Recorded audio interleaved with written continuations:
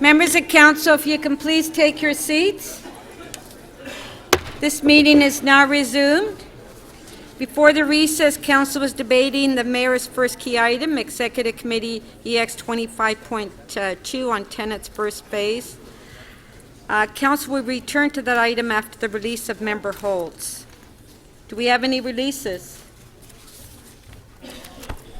Councillor Mary. Page 10, at the top of the page, PG 21.6. Okay, you're releasing? I have an amendment that consideration of the item be deferred until our October meeting. What's the subject? Okay, so on page 10, the top of the page, PG 21.6, Councillor Mary has a motion to defer the item to the October council meeting. All in favor? Carried. Dufferin. Councillor Cressy. Thank you, Speaker. On page 8, CD 21.16, review of current winter readiness, which is joined with page 20, CC 31.10. I'm prepared to release that. Oh, okay. I'm going to continue to hold it. Okay, Thank you. thank you. Councillor Ainslie. Thank you, Madam Speaker. It's not actually on a page. It's part of the Scarborough Community Council. It's the item that I had added to the agenda this morning for parlock control exemption, SC 23.13. Yes, members of council did receive a copy of it this morning. Okay. So you're releasing it? Yes. Okay. So on SC 23.13, which was reopened this morning, and you have a copy of it on your desk, Councillor Ainslie is releasing it. Are you moving the recommendation? Yes. Yes. Yes. On favor? Carried. Councillor Lee. Thank you, Madam Speaker. I'm releasing on page 4, EX 26.6 with a minor amendment. Can the city clerk put it on? Does the staff have the amendment?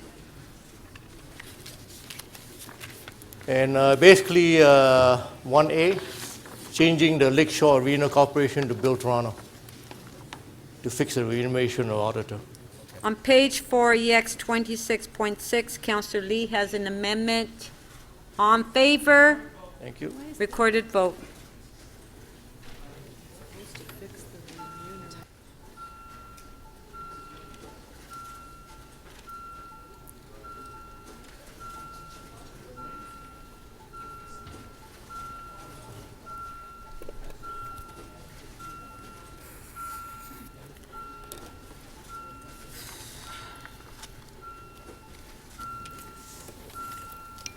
Councillor Ajamari, please. Councillor Mihevik, please. Councillor McMahon, please.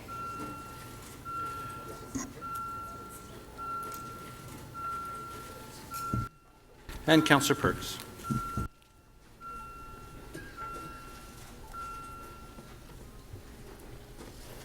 The amendment carries unanimously, 32 in favor.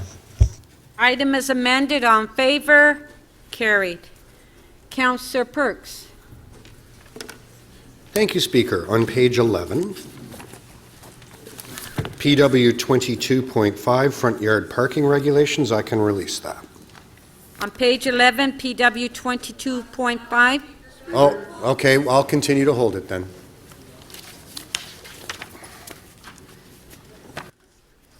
Okay. Yes, I thought it would be a quick item too. Councillor Thompson. Thank you very much, Speaker. Page 15, SC 2310. Staff has a number of amendments to, to the recommendations that are in the report. These are prepared by staff. I'd like to simply move the staff, 2310, yeah. 2310, right? Yes. Yes. This is staff has prepared this in their meetings with the applicant, and I'm in agreement with what's in front of us. Okay.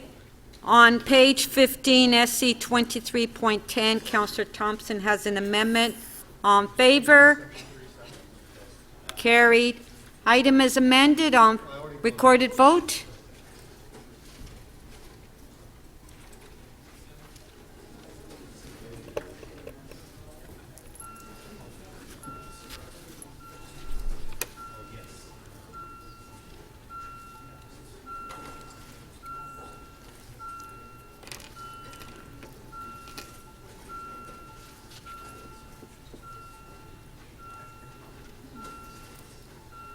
Counselor Mamalidi, please. Counselor Campbell.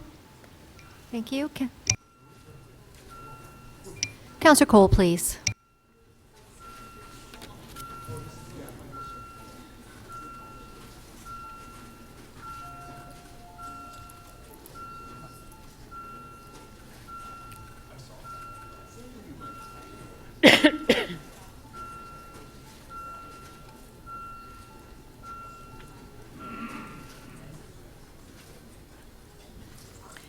The item as amended is adopted, 33-1. Thank you. Deputy Mayor Minawong. Yes, page 11, pardon me, page 11, Striking Committee. ST 13.1, appointment to fill a vacancy on the Audit Committee. And I have a motion. Okay. Oh, The Audit Committee. not here. Good, good. Excellent. Okay, so on page 11, ST 13.1, we have the motion on the screen. All in favor? Carried.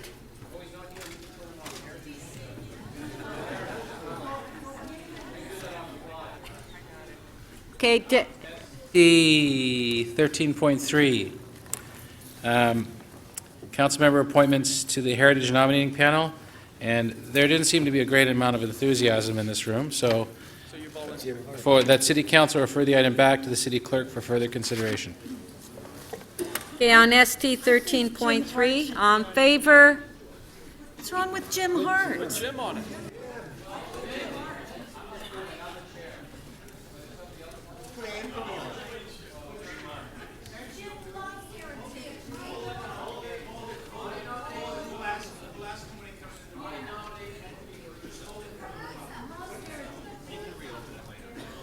Okay, we...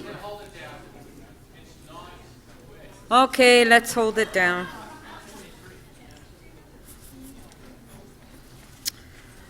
All right, Councillor Mihevik. Thank you. It's EX 26.7. If you would allow me 30 seconds, I could dispose of it. Of gratitude. Actually, page 4. Page 4, 26.7. I just want to pay compliments where compliments are due. Okay. Madam Speaker, the issue before us is the annual general meeting of Casa Loma Corporation. And I just want to note to colleague councillors and the mayor how, even 5 years ago, 10 years ago, we were in a very, very different place with Casa Loma. We had a building that was crumbling, that needed a lot of outside renovations, and inside it was barely a tourist attraction, and it certainly wasn't a place where Torontonians would frequent, visit, or have special events. Now, with the great partnership that our staff through the Casa Loma Corporation and the Liberty Group, that place is just hopping. The problems that I have as the abutting local councillor has all to do with traffic and just the intensity of use at that site, which is kind of a wonderful thing. So I think, and now they're making money, and that money is being plowed back into the renovations of the circumference wall in the northern campus on the other side of Austin Terrace. So this is a good news story, and I think my hat goes off to staff for the good work and to the Liberty Group for the good entrepreneurship that they are displaying at this site. And with that, I'll just release the item. Okay, thank you. Recorded vote.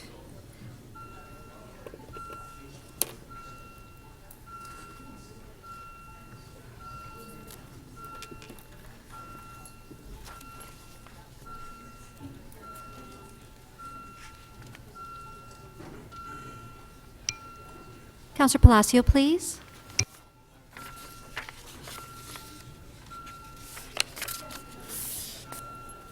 Councillor Matlow, please.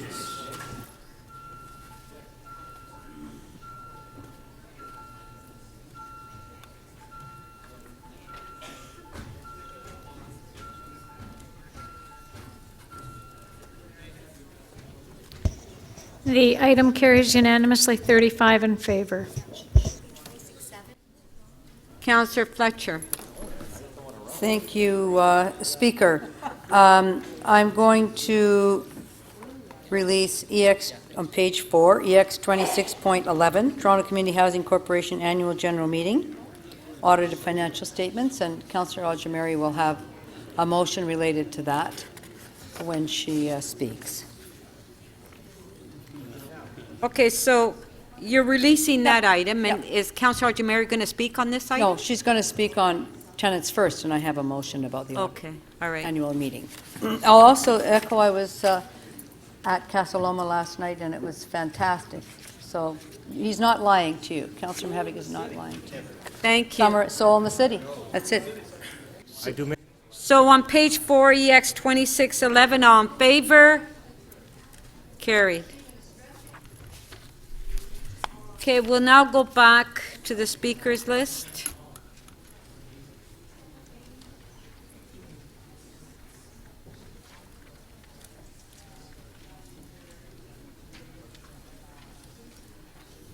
Councillor Davis to speak. Thank you, Speaker. I rise to support the recommendations that are before us on the tenants' first report, and I obviously, like many others, want to thank our staff, the Mayor's Task Force for its original set of recommendations, and to the Tenants Advisory Panel, which spent a great deal of time providing input.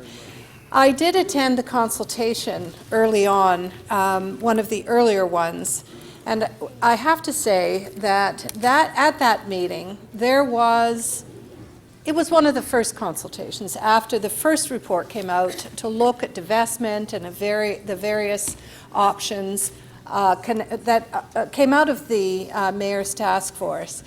And I can say absolutely that there was a great deal of trepidation, a lot of anxiety, and very mixed views about whether those recommendations were ones that they could support.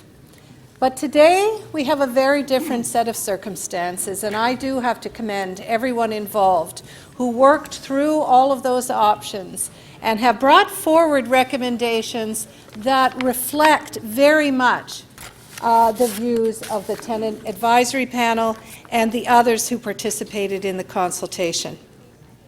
And I think it kind of also reflects the process that I went through. I, too, had a great deal of anxiety about whether or not we were going to consider a divestment of our TCHC buildings, a change in governance.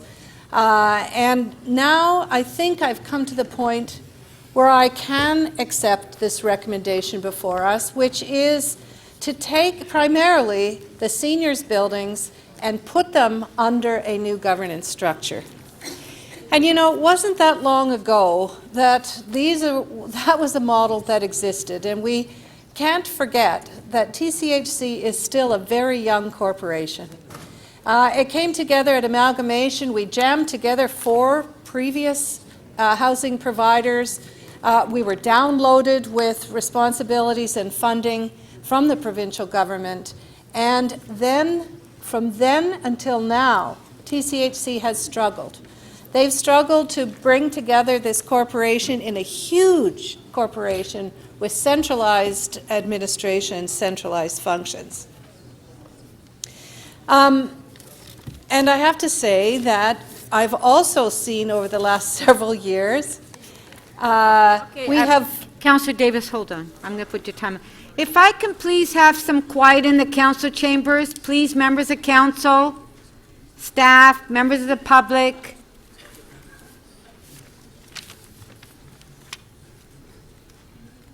Okay. Go ahead. Thank you. We have tried to send, when I think about the models that we've tried since I've been elected, we had the CHOO system, we had decentralized management, we had decentralized maintenance, approach to maintenance. Then we went back to a more centralized, integrated model. The management structure has changed many times. We have been through a model where we said we're more than a landlord, so we're going to have children and youth programs. We will have community health and outreach workers. We are going to be a caring landlord. Then we went beyond, we're going to be a caring landlord, back to we're a landlord. And we cut all of those programs and said the providers in the community will provide those children and youth programs, as an example. So we have experimented with a lot of governance structures, a lot of ways of operating TCHC. And someone made a comment at the last time we debated this, we have to do something. I think it was the mayor. We must do something. And I agree. We have got to try once again to see if there is a model that will work better for the people who live in our buildings. We must. And I think the model that takes the seniors' portfolio out, integrates it with additional services and supports both city and potentially other service providers will provide us the beginning of a focused approach to seniors programs, and I think that is important in its own right. And finally, I also think that what we have to solve is the funding. Because I had said all along, no matter what we do, it's all going to be about funding in the end. It calls for a new capital model. It calls on the provincial government once again, and I thank the mayor for continuing to call on the provincial government for a new operating model for funding for TCHC, and the federal government for continued support. Thank you, So I will be Councillor supporting Davis. the motions before us. Thank you. Thank you. Councillor Aljamari. Thank you, Speaker. There are 3 separate motions that I'm moving. The first one on behalf of Councillor Fletcher, and it has to do with the mandate that Community Housing Board have general meetings. The second one, that the 83 seniors buildings and their previous corporations be, and any kind of special feature associated with funding be looked into. The third one is that 2195 Jane Street and 3680 Keel Street, the Downsview Acres and the Northwood Apartments be added to the list of those buildings that were once seniors and have now devolved into something else. I only want to make one point, Chair, and that is that with our growing senior population, with people living longer, we need more senior facilities. And it was a shame that so many of these entities became disinclusive of only seniors. And that is because the seniors really do want to live within surroundings of their peers. And there really are problems associated when family units and units for young single people are added on to seniors' buildings, because it doesn't make for an amiable day-to-day transaction. And we've had real problems in these buildings in the last few years since they devolved. So I'm hoping that they can be made retroactively suitable for seniors' exclusive living. Thank you. Thank you. Councillor Perks. Thank you, Speaker. Sorry. Thank you, Speaker. I've struggled with this.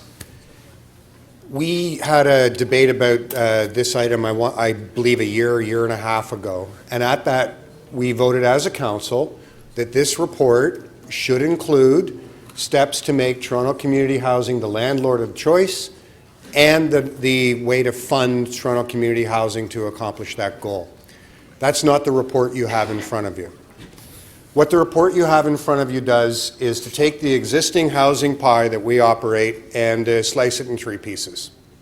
A seniors piece, a scattered housing piece, presumably operated by some other social housing provider, and the main Toronto community housing.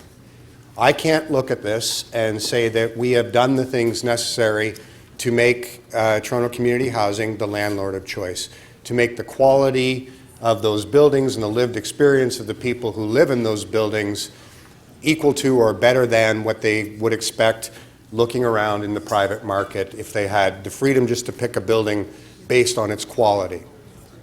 This continues to create a publicly owned housing portfolio, which is the housing of last resort, which is housing that is not adequately funded to make sure that the quality of life for people for whom we are the landlord is adequate by any reasonable stretch. Somehow, I don't know how the deliberations were done, somehow that important priority on the part of the people we represent, both who live in Toronto community housing and who just live generally in the community, those important priorities are not realized here. We're told that's for another day. Well, that's what I thought the whole point of having a task force was supposed to be. And there were recommendations in the original task force, I asked staff about this at executive, that would have taken those measures to improve the quality of life, the experienced life, the one life they get to live for people who live in Toronto community housing. But like so many things here, it's been the hard decision, the decision about whether we as a government are prepared to put our money where our mouth is, where we're prepared to say, no, you know what? We will not operate second-class housing because there are no second-class citizens in the City of Toronto. That hard decision has once again been put off. And it's being put off over money. We're a government that continues to make sure that people who own property never have to pay any additional burden. Their tax rate is frozen, either in absolute terms or held to the rate of inflation. They never are asked to contribute more to help improve the quality of life of those most vulnerable members of our society. It's a failure. I wish there were some simple motion that I could move that would do that, but that would involve opening the conversation about whether or not we as a government are prepared to ask those in our community who have a little bit more to help out those who have a little bit less. And this council has repeatedly, consistently, during this term of office, refused to do that. In January, during the budget deliberations, I stood up and moved a motion to increase the property tax, I believe it was by 1%, specifically to make those improvements in Toronto community housing, and this council voted it down. If we claim to want to be a world-class city, to be an inclusive city, to be a welcoming city, to be a city where everyone can get ahead, where everyone has a fair chance, we would be doing a great deal more than what's in this report. I have no objection to the idea of reslicing the pie, of moving part of the pie over perhaps one day to a combined seniors division. I have no objection to the idea of trying to reinvigorate other aspects of the social housing sector. We're certainly going to need to do that. As we saw during the recent real estate bubble, the private market isn't going to be able to provide housing to a lot of people in lower middle incomes or even middle incomes, as the younger generation is finding out. So encouraging the growth of the social housing sector generally through the scattered home sale, fine by me. I just know that we as a government are not living up to the expectations that Torontonians would have of us in terms of how we house people who are really struggling in life. I'll vote for it, but I'll vote for it simply because there's nothing adequate on offer for us today. Thank you. Councillor Mammoliti. So we've got a very large housing stock. We all know that. We also know that we don't have the money to be able to keep things going the way they should. And in return, we're getting some of our communities in a state where it's inhabitable. We've got We've got buildings that are being torn down because we don't have the money to fix them. And we all think at a city level we're able to come up with the billions of dollars it's going to take to bring it up to the par that everybody's talking about. We don't have that money, nor are we going to get that money.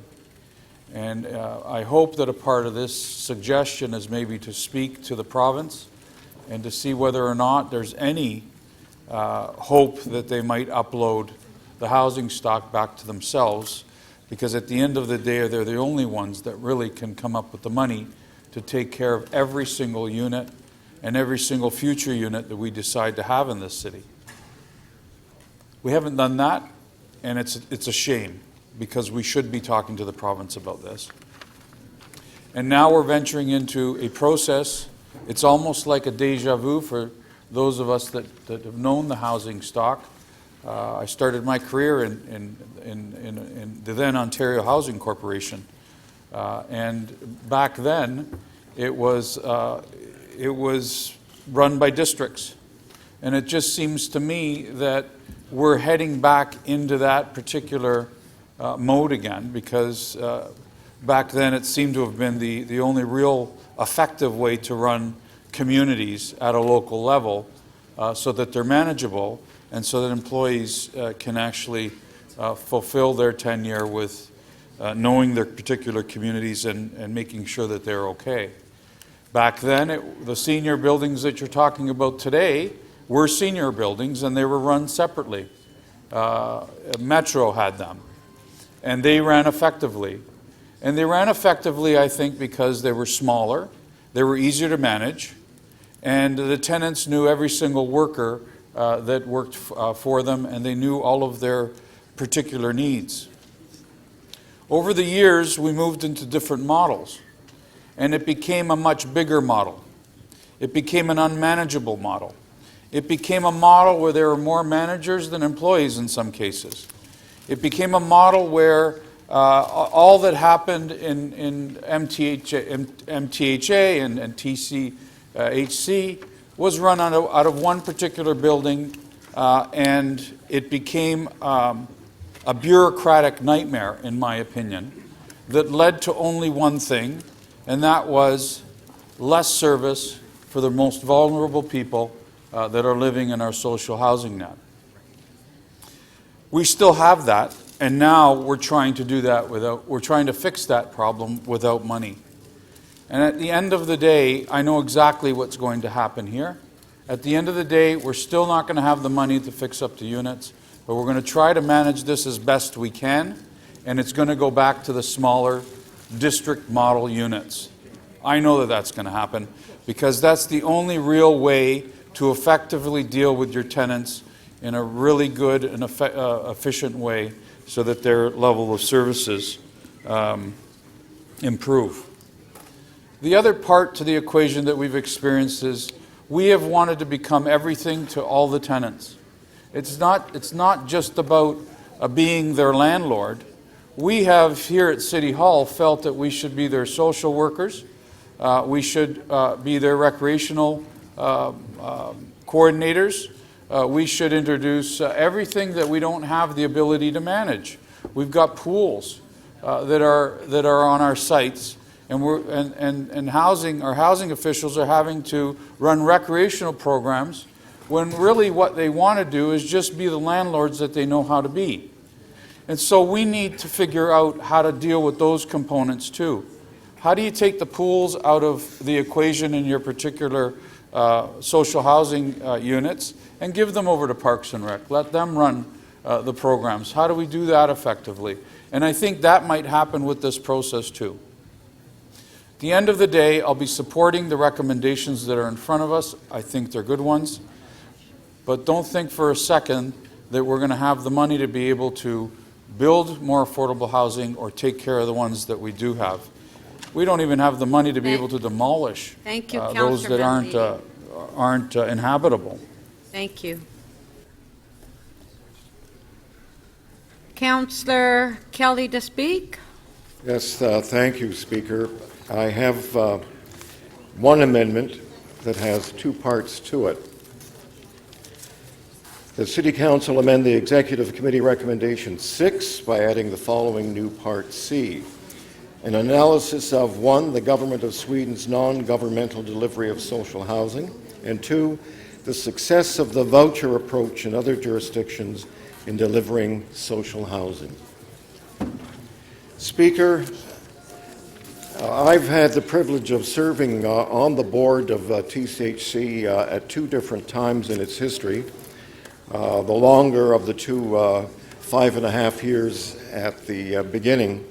And, you know, over that, since its inception, TCHC has frankly taken a pounding, especially the members of the board.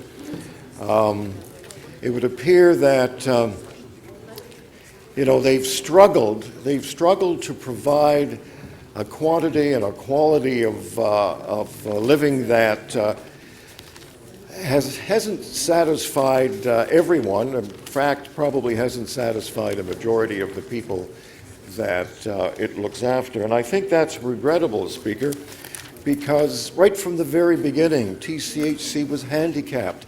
It didn't have the money to do the job that was assigned to it. And so, Speaker, I'm hoping that the changes that we're looking at right now will be the changes that address effectively and efficiently the challenges that we have with the provision of social housing in the City of Toronto. And Speaker, I want to point out that it hasn't been a history of failure. One of the, I think, perhaps lasting contributions may be the concept of the mixed neighborhood. We did Regent Park, I think, successfully, and we're now using that as a template to look at other communities that need rethinking and reorganizing. But Speaker, let's not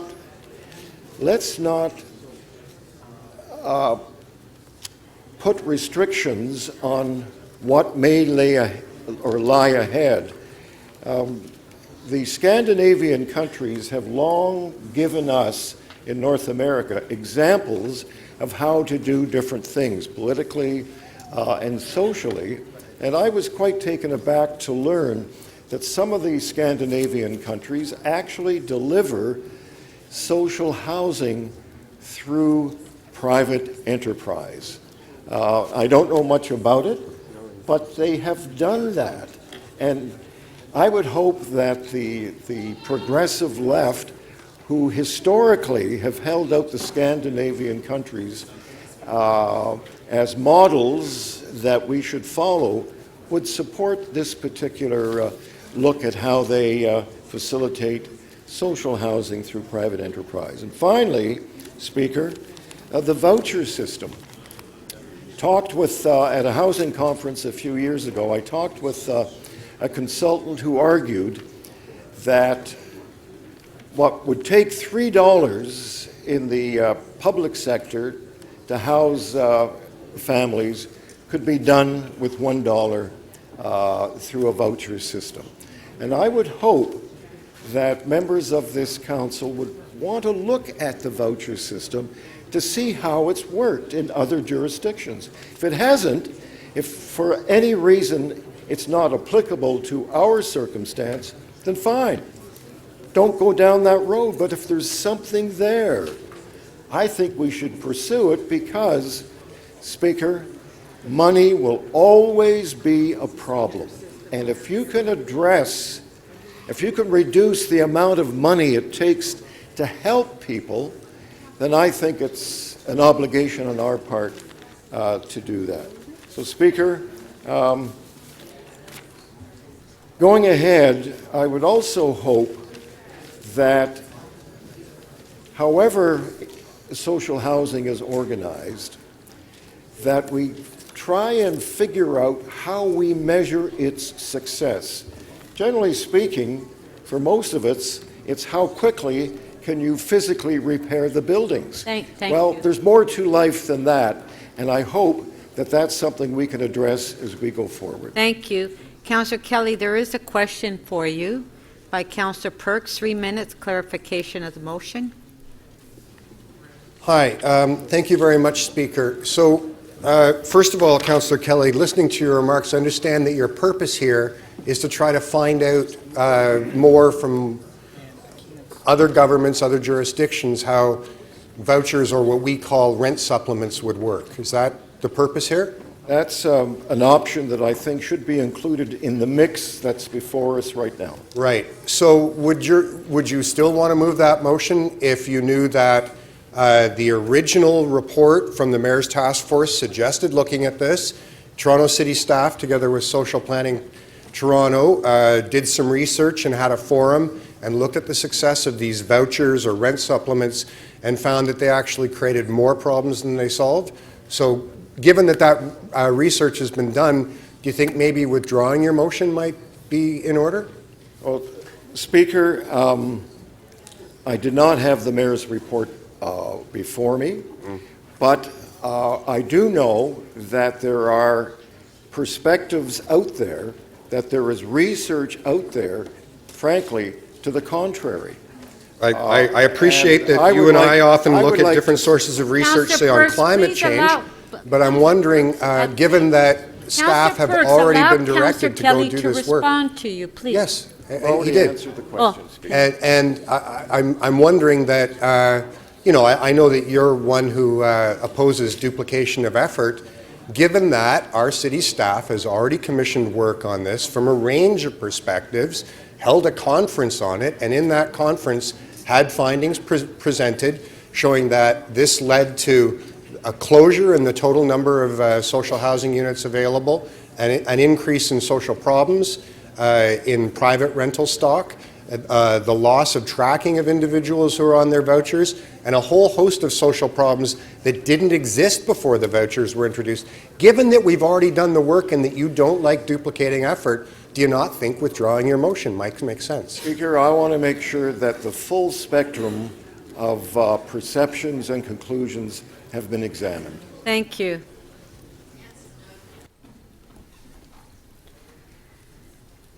Councillor Shan. Thank you, Madam Speaker. I'm also rising to support the recommendations that are before us, but before that I also want to thank all the community members and the committee members who have put in a lot of time trying to come up with the balanced approach to addressing these issues. One of the things we've heard from many speakers is that the main problem with respect to housing in our city is the funds.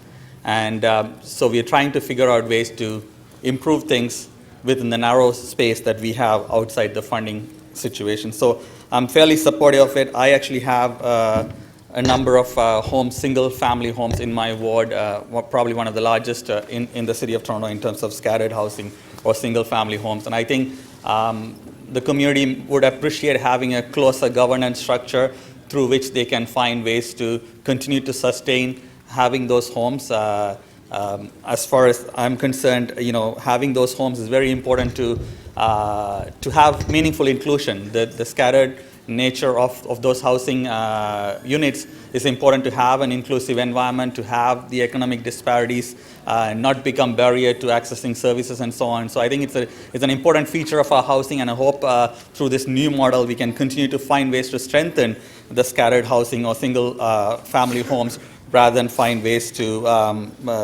eliminate them. So hopefully that is the direction, and that's why I'm supporting this. The other piece is that we have to look at, Madam Speaker, looking at housing as not just as a physical space, but as a service provision. And that's why I'm very supportive of the fact that we have decided to focus on a target population, age-specific population, seniors, so that we can actually start to address the very unique needs of this growing population in our society, particularly people of ethno-racial backgrounds, people in low-income situations from ethno-racial backgrounds need linguistically and culturally sensitive service delivery in our seniors buildings, and I am hoping that through this structure we would be able to find more effective ways to help our seniors with linguistically and culturally sensitive service delivery, which is not where it should be at the moment when it comes to our housing support for seniors. So I'm supportive of those moves, those motions, those initiatives as part of this report.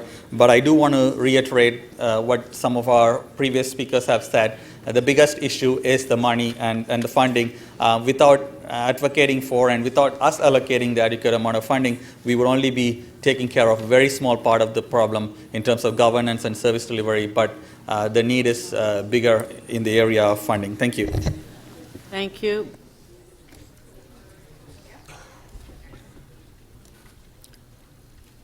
Councillor Perruzza. Thank you, Speaker. I just want to just reiterate something that's already been said by some others, but I think it needs to be said over and over and over again. And I'm really taking up the mayor on his call some time ago to all of us, which said, look, we need to really beat on the province here in order for us to to get to a place where we can actually maintain and sustain housing. I believe that we have fumbled around with housing right from the get-go. We've never really seemed to get it to have gotten it right. We inherited a number of companies.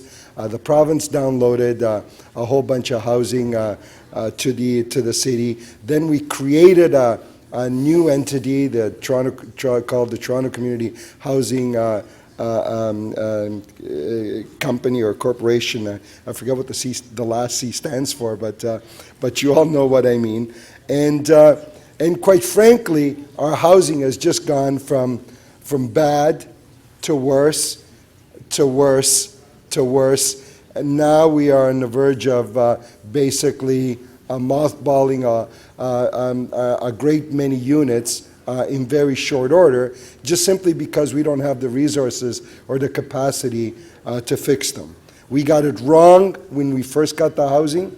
We had no clue on what it would cost to maintain and sustain. We got shortchanged by the provincial government in this regard, and I really need to. I don't often agree here with my good friend Councillor Mamalidi, but I think his call to basically say to the province, look, this is your baby. We can't manage it. We can't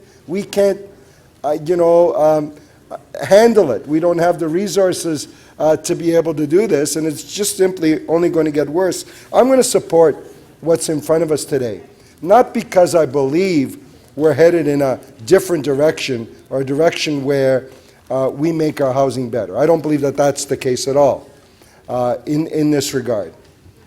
I'm going to support it in the hope, Speaker, that at least some of the housing that we currently have out there, that we may be able to find a way to better manage it or to do better for the tenants that we house in that housing. So if this is a case where we say, okay, look, well, let's take seniors and let's take some of these other homes, and maybe in this case we can find the synergies to provide a better product or a better form of housing for people, then I'm going to do that. But I believe we're still continuing to play sort of a shell game with all of this, and the shell game is, sort of when you really don't have the means to deal with this crisis in an effective way, then just find a way to sort of move it around, create a new entity. That'll take some time, sort of move the housing over, find some new governance model, and by then we're like 4 or 5 years down the road, and quite frankly, we may not have at that point any further resources or abilities to improve the housing. So that's part of the risk, I guess, we run in this exercise, Speaker. But Speaker, I think that the call needs to be to the provincial government to basically say, look, time for you to take it back. This is a catch-22. We say to people, you give them some social assistance and you say to them, look, 1/3 of your social assistance is going to go to cover housing, and we know that. So we starve the system on both ends. We starve them on the social assistance side by not providing people with the help that they need in order to get by. And on the other hand, what we do is we say to them, pay a small portion of that measerly subsistence that we give to you for housing, knowing full well that it doesn't cover any of the costs that it would need to maintain, the level of livability in housing. It's really a catch-22, and we're just simply going to continue to starve the system. Thank you. Thank you. Councillor Matlow. Madam Speaker, I rise to ask my colleagues to support the recommendations in front of us. I do believe it's a good first step. But it's just that, it's a good first step. As was said earlier by Councillor Layton, we have, with great fanfare, approved strategies to deal with a number of issues, whether it be poverty reduction and a number of other priorities. But then, of course, we need to back it up with action. We need to back it up with funding. We need to be very, very deliberate when we're asked to approve funding formulas in the future. And we need to make sure, I'm sorry, I just want to ask my colleagues just quiet down just a bit. We need to be very deliberate about making sure that no matter what we support today, that then we back it up with action, we back it up with funds, and we make sure that the housing is there to provide for those who are waiting for it. I want to speak for a group of people who I just haven't heard addressed yet as much as they should be, which is we know now that while we are focusing on the very people who are living in our social housing stock, who are sometimes living in conditions that none of us would want our moms or dads or siblings or friends to be living in. There are over 100,000 people in the city who are currently waiting to even get into one of those. Think about that. It's the size of many towns in Ontario. Over 100,000 people who are just waiting for an opportunity for housing that they can afford. And a large number of those people are seniors. So just do the math. If you think about it, if you have to wait 8, 9, 10 years to even get into one of those units, and you're somebody in their 70s or 80s or 90s, the reality is you may not live long enough to ever get a home that you can afford or have a respectful life in. Like, just think about if it was your mom or dad or anyone you loved. Just completely unacceptable that a society like ours has set various priorities, but we allow for this to be the reality we have.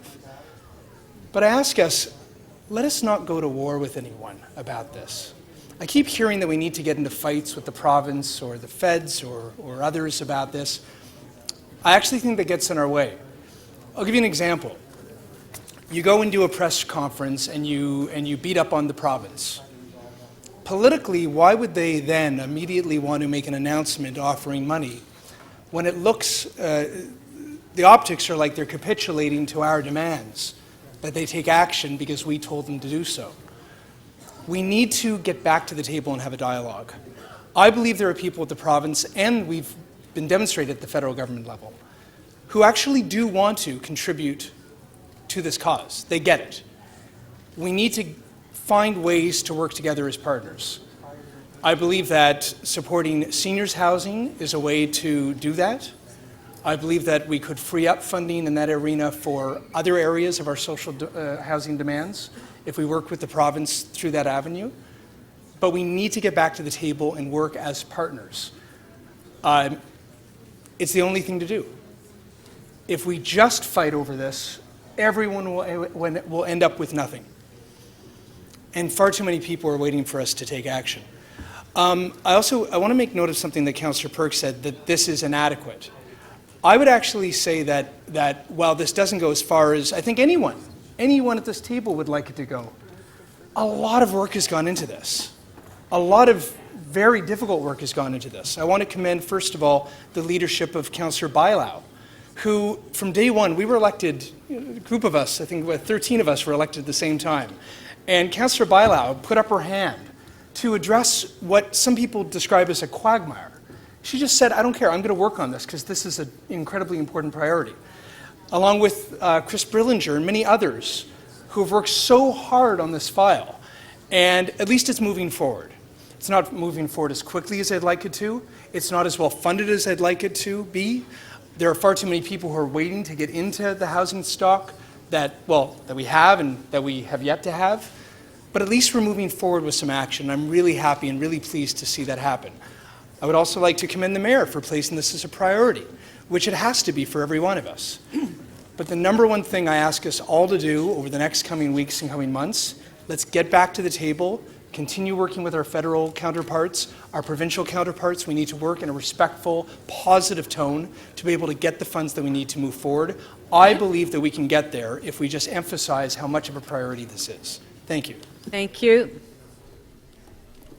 If I can please ask Councillor Crisanti, Councillor Robinson, Councillor DiCiano, please, it's very noisy.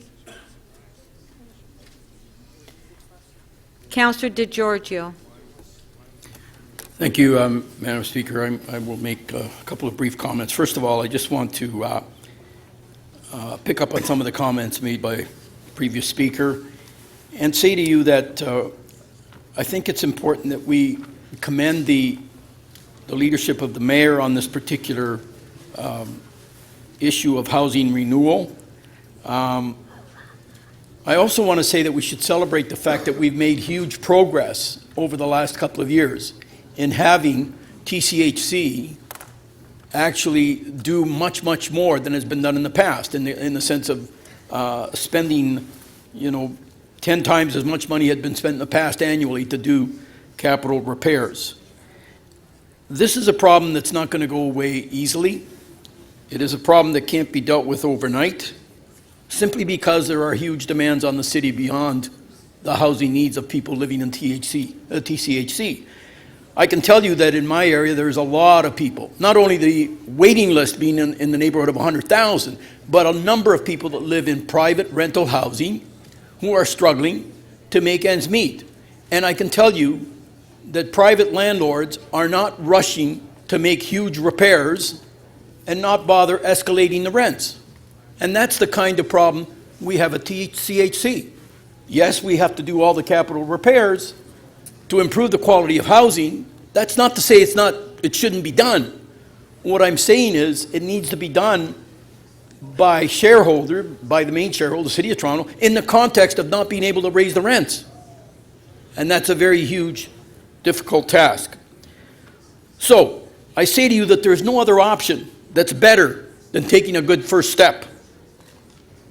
This particular problem involves a journey of continually trying to improve by making sure that we look at, and I can tell you the general manager that we have in place right now is very aware that we have to continue to look at better ways of doing the things that we are currently doing as being the first step in trying to sort of find savings, and I mean Mr. Marshman here, find savings that can be redeployed as a mechanism to improving the housing. That is the fundamental first step. And so I commend the board as well in the kind of work that they've done.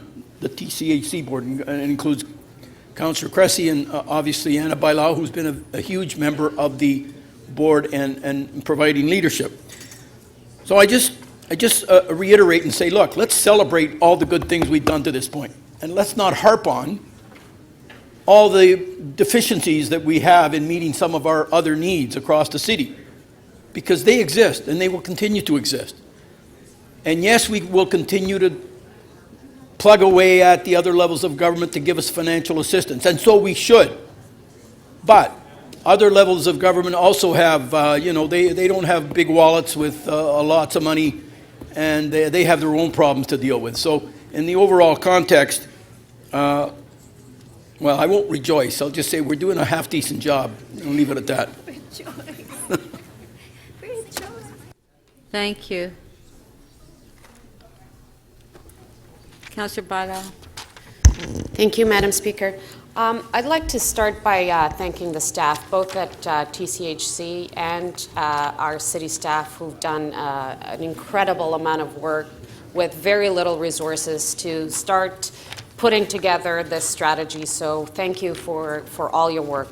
The second group of people that I'd like to thank is the tenants. We had a very, very active tenants advisory group, lots of tenants participation that had hundreds, literally hundreds Councillor, of people. do you have a motion? Oh, sorry, I do. I have a friendly amendment to Councillor Ajamari's motion, so I place that and we'll continue my speaking.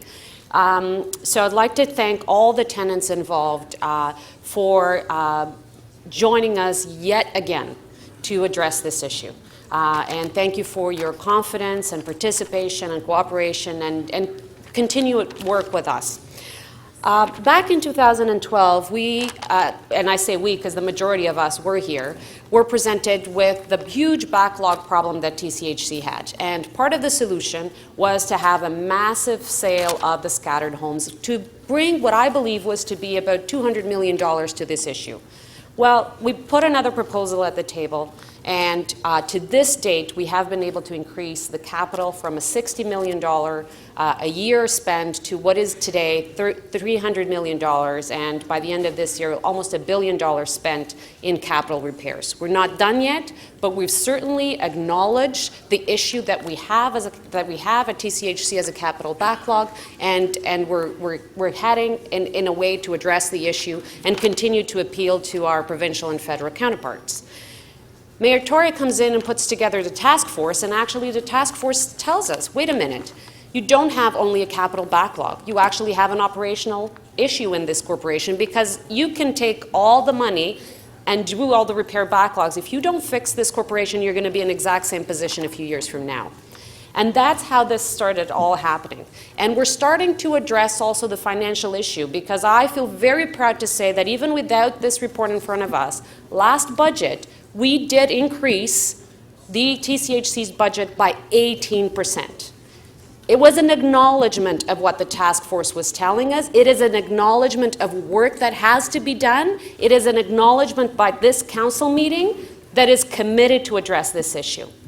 The other point that we know why we now have an issue is our revitalizations. And that's why also last budget, we committed to $106 million to Regent Park. Regent Park was short $106 million. We've financed that. We've committed to $106 million. More is going to be needed, but we know we have an issue in that area as well, and this council has committed for that. And then we have the governance issue, because there's the money issue, but sometimes you need a bit more than money. You need good governance, you need good strategy, and you need good vision, and you need a good attitude. And that's what we're bringing with this, with all this work. Hold on, Councillor. Councillor Carroll, please.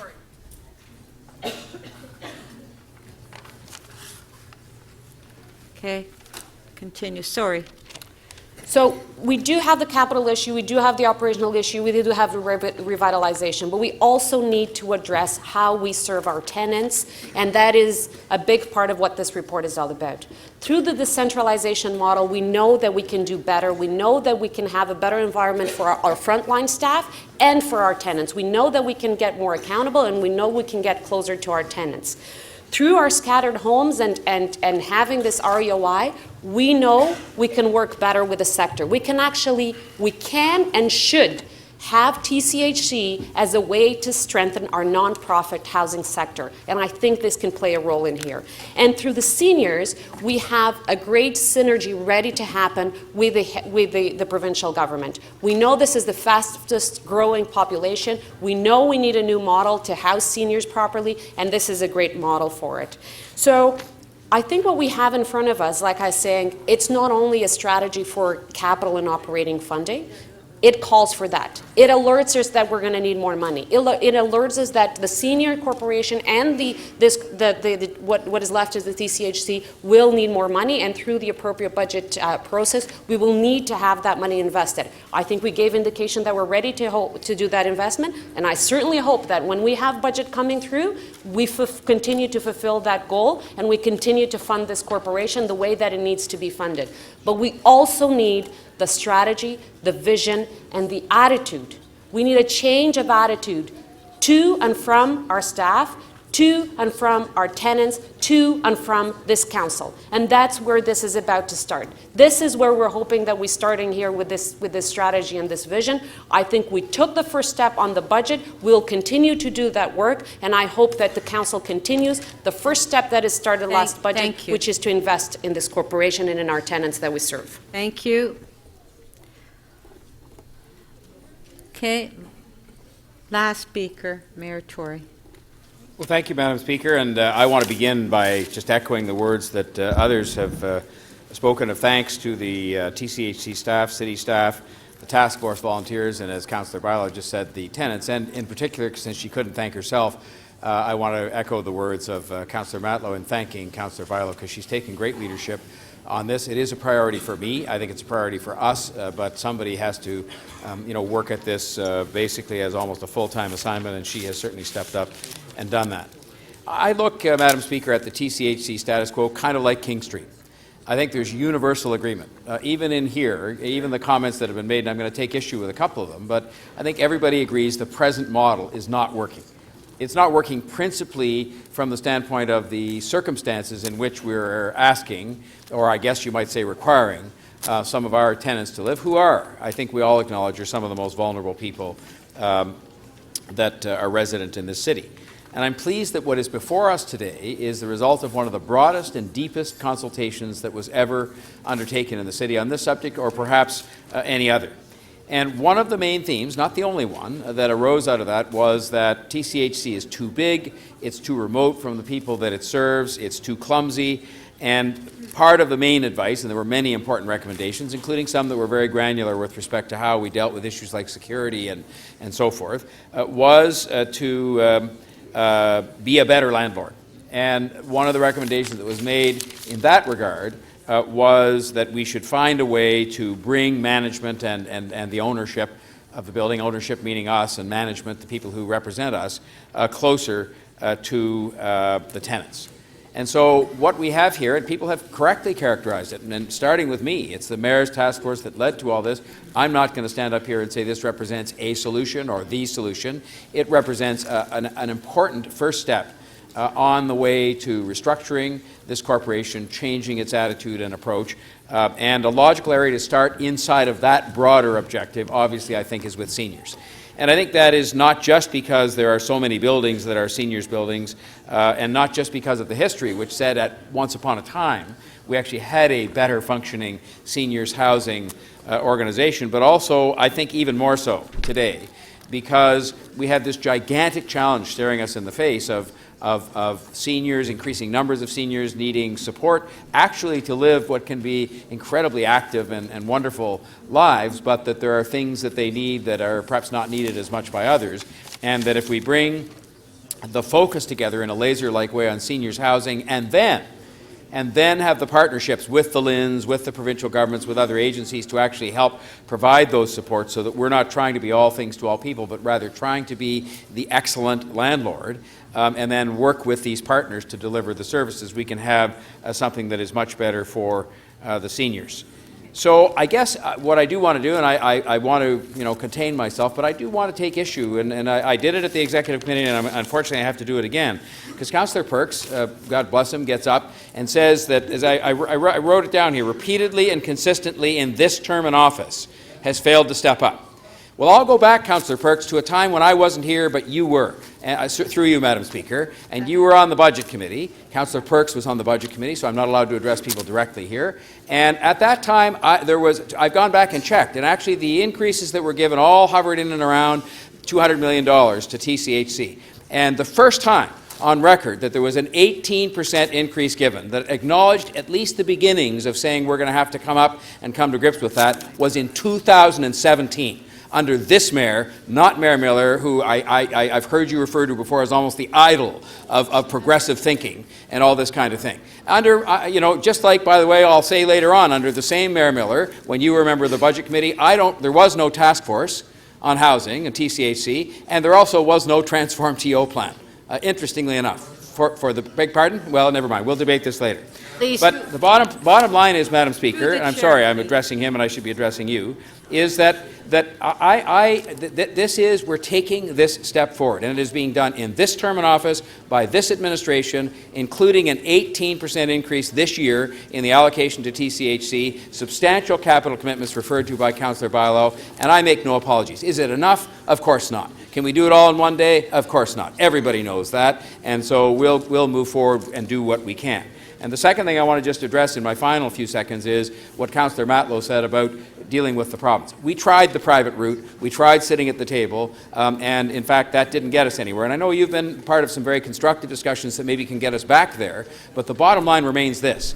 They have an unfulfilled obligation to this city and to these very vulnerable people to step up and start helping us with these plans. And as yet they haven't. And I look forward to any suggestions he might have, through you, Madam Speaker, to help us in getting them back to the table and getting them talking with us about fulfilling that obligation that I believe they have in spades. But I think for today, this is a big step forward, not just a step forward, and I hope people will support it, as I've heard most people in the chamber say that they will. Thank you, Madam Speaker. Thank you. Okay, members of council, we're ready to vote. Our first motion is motion 2 by Councillor Fletcher. On favor? Recorded vote.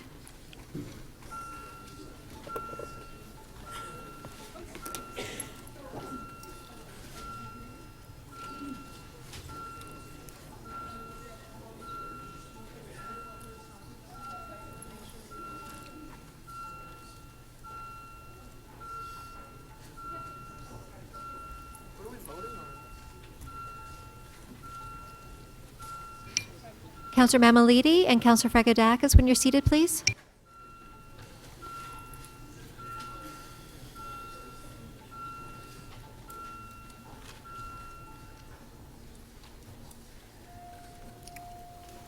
The amendment carries 41-1. Motion 3A by Councillor Aljamari. On favor? Recorded vote.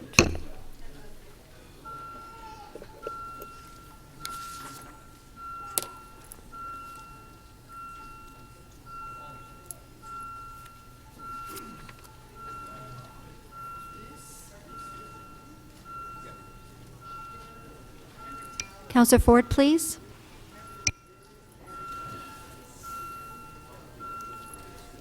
Councillor Wong-Tam, please.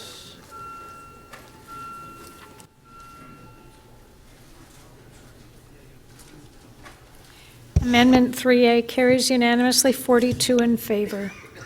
Motion 5 by Councillor Bala. Recorded vote.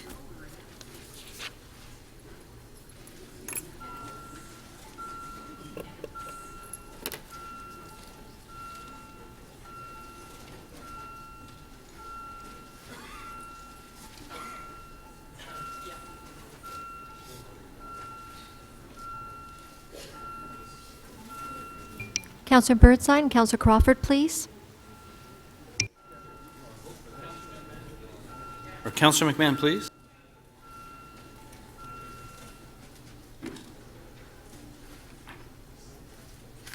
The motion carries unanimously, 42 in favor. Motion 3C revised by Councillor Aljamari. Recorded vote. Yes. Pardon? Yes. Recorded vote.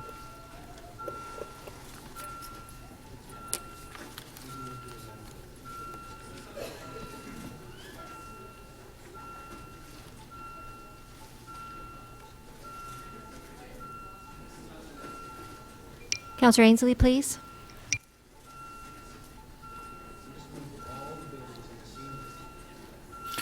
Councillor Karygiannis, please. Councillor Thompson, thank you. Councillor Layton.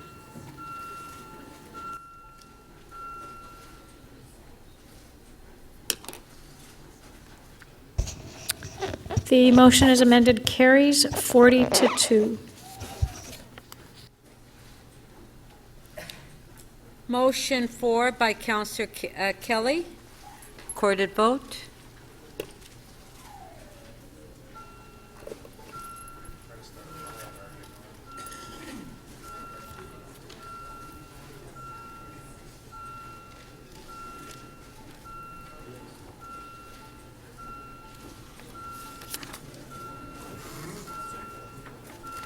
Councillor Cole, please. Thank you.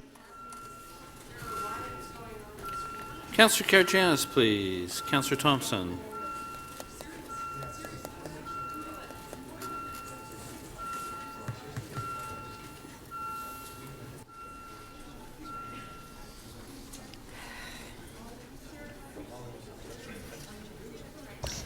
The motion carries 22-20.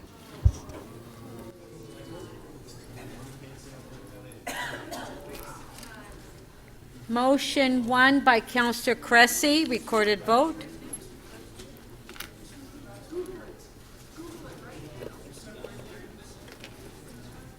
I'm sorry.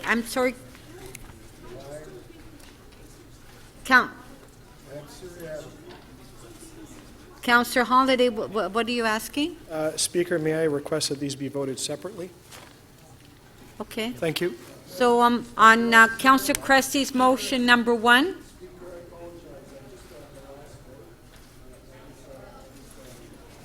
I'm sorry.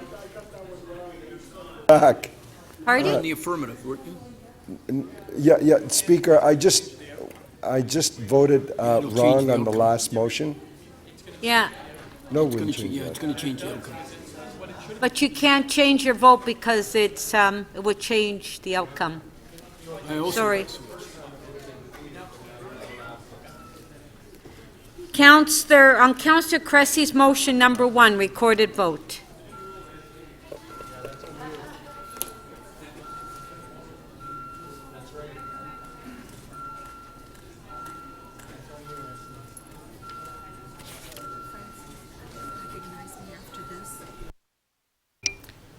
Councillor Palacio, please. Councillor Grisanti. Councillor Cole and Councillor Fillion, please. Councillor McMahon, please.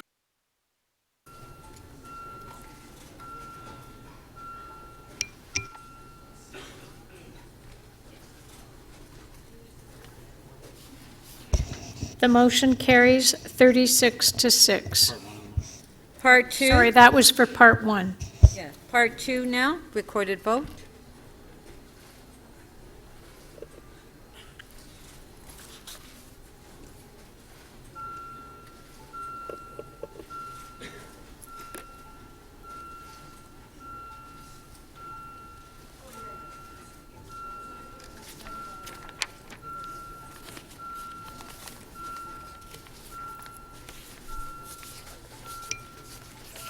Councillor Grimes, please. Councillor Robinson. Councillor Davis, please.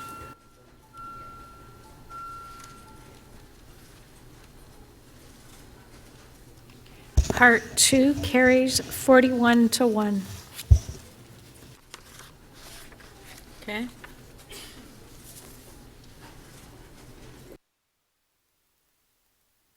Motion 3B by Councillor Ojameri. Recorded vote.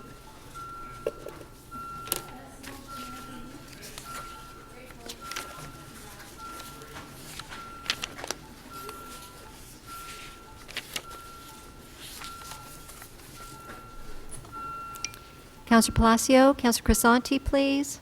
Councillor Mihevc, please.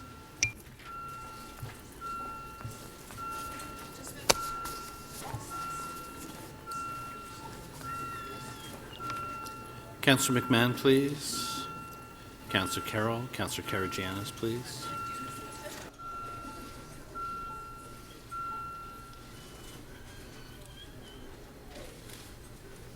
The motion carries unanimously 42 in favor. Item is amended, recorded vote.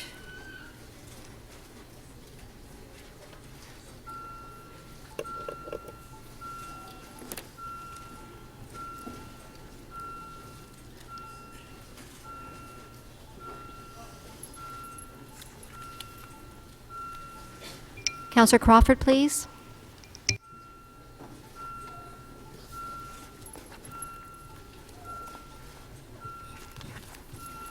Counselor Matlow, please. Counselor Karygiannis. Counselor Ajamari, please.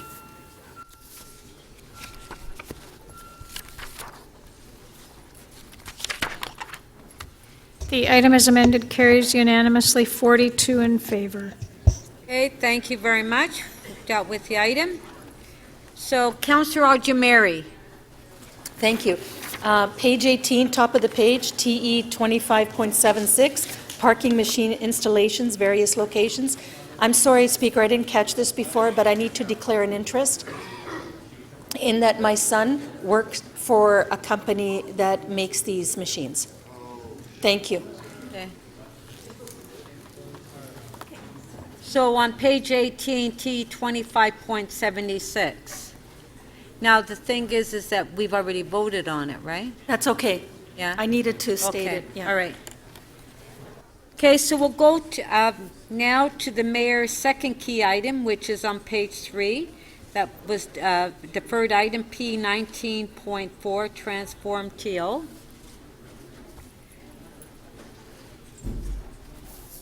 Do we have any questions? Okay. Councillor Robinson. Sorry, can you just clarify what item we're on? Climate change. Of transform? Okay, all right. Sorry, I couldn't hear you. Thank you very much. So I have a couple questions for Okay, staff. Hold on, Councillor Robinson. Let's just wait a couple minutes because it's noisy.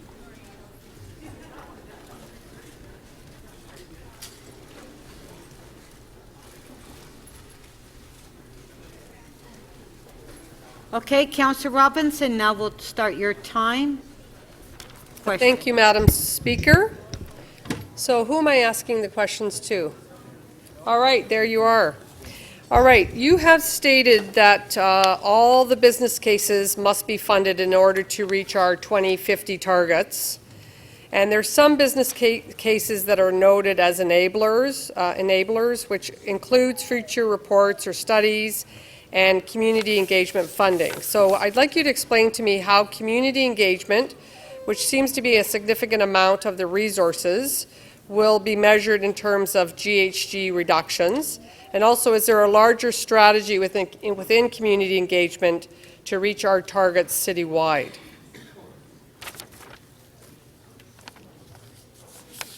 Through you, Madam Speaker.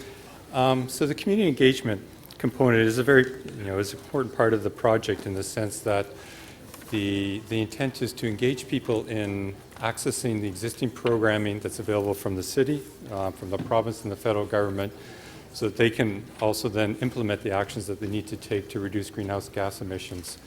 So the intent is to bring people into the table, make them aware of the programming that's available to them, and then through that they will implement actions in their property to reduce greenhouse gas emissions.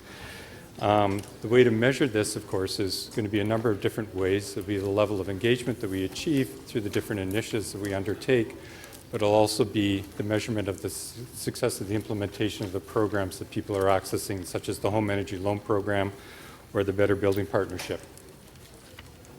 Okay, I've also got a couple questions about staffing, my favorite topic. So where would the $7 million be going, the $7 million that's identified in the report? And assuming these programs are not already underway, are all the dollars in the business cases I referred to in my first question going towards staff? So, we have to develop the detailed business cases as part of the budget process and, go through the due diligence, but as it's currently envisioned, the majority of the funding is for staffing and or external consulting dollars. And how many staff would you be adding to the corporation, to the city municipality? Sorry. It was I believe it's 44, 44? but not all at once, though, but yes. 44, but not all at once? Yes. And would these 44 positions be permanent positions? Right now, we're presenting everything as, temporary for the next 3 years. So the 44 positions would be temporary for the next For the next 3 years. 3 years. Okay. Thank you very much. Unless, did you want to add something? That's it. Thank you. Councillor McMahon? Sure, thank you, Madam Speaker. So for the first phase of Transform TO, we approved the short-term strategies, and then are there, with this second phase that's before us today, do we have additional short-term strategies with that? There are no additional short-term strategies. We do propose in report number 2 campaigns, but those would be integrated into the short-term strategies that were approved as part of report number 1. And so today, what's before us, because we know we're on the right path for 2020, but we're not fully there at all for 2050. So today, what we're approving is everything we need to do to get us to that goal of 80% reduction by 2050. So what's presented in report number 2 is a series of goals reflecting the kind of transformative changes that are required in our city's urban systems to achieve the 80% reduction by 2050. So it's setting the long-term pathway. Right, and regardless of what's before us today, everything from Transform 1, I call it Phase 1 and Phase 2, needs to be presented through Budget Committee. That is correct. All right, and then you came up with 23 action items, business cases. How did you come up with 23, that number? So the short-term strategies, as discussed in report number 1 that Council's already seen, there were a number of factors. There was the input from the community. So as you know, we had very extensive community engagement over the last 2 years and over 2,000 people, plus our Modeling Advisory Committee, which is an multi-sectoral advisory group made up of leaders from different sectors in the community. There was input from our modeling consultant, and then of course there was input from staff, because the majority of, in fact almost all the actions that are proposed in report number 1 are existing programs and initiatives, and what we're looking to do is accelerate and ramp up or scale up those programming. So we're relied heavily on the staff that are delivering those programs today as to what they felt was achievable over the next 3 years. So your staff prioritized those 23 items? We identified them, yes. Identified them.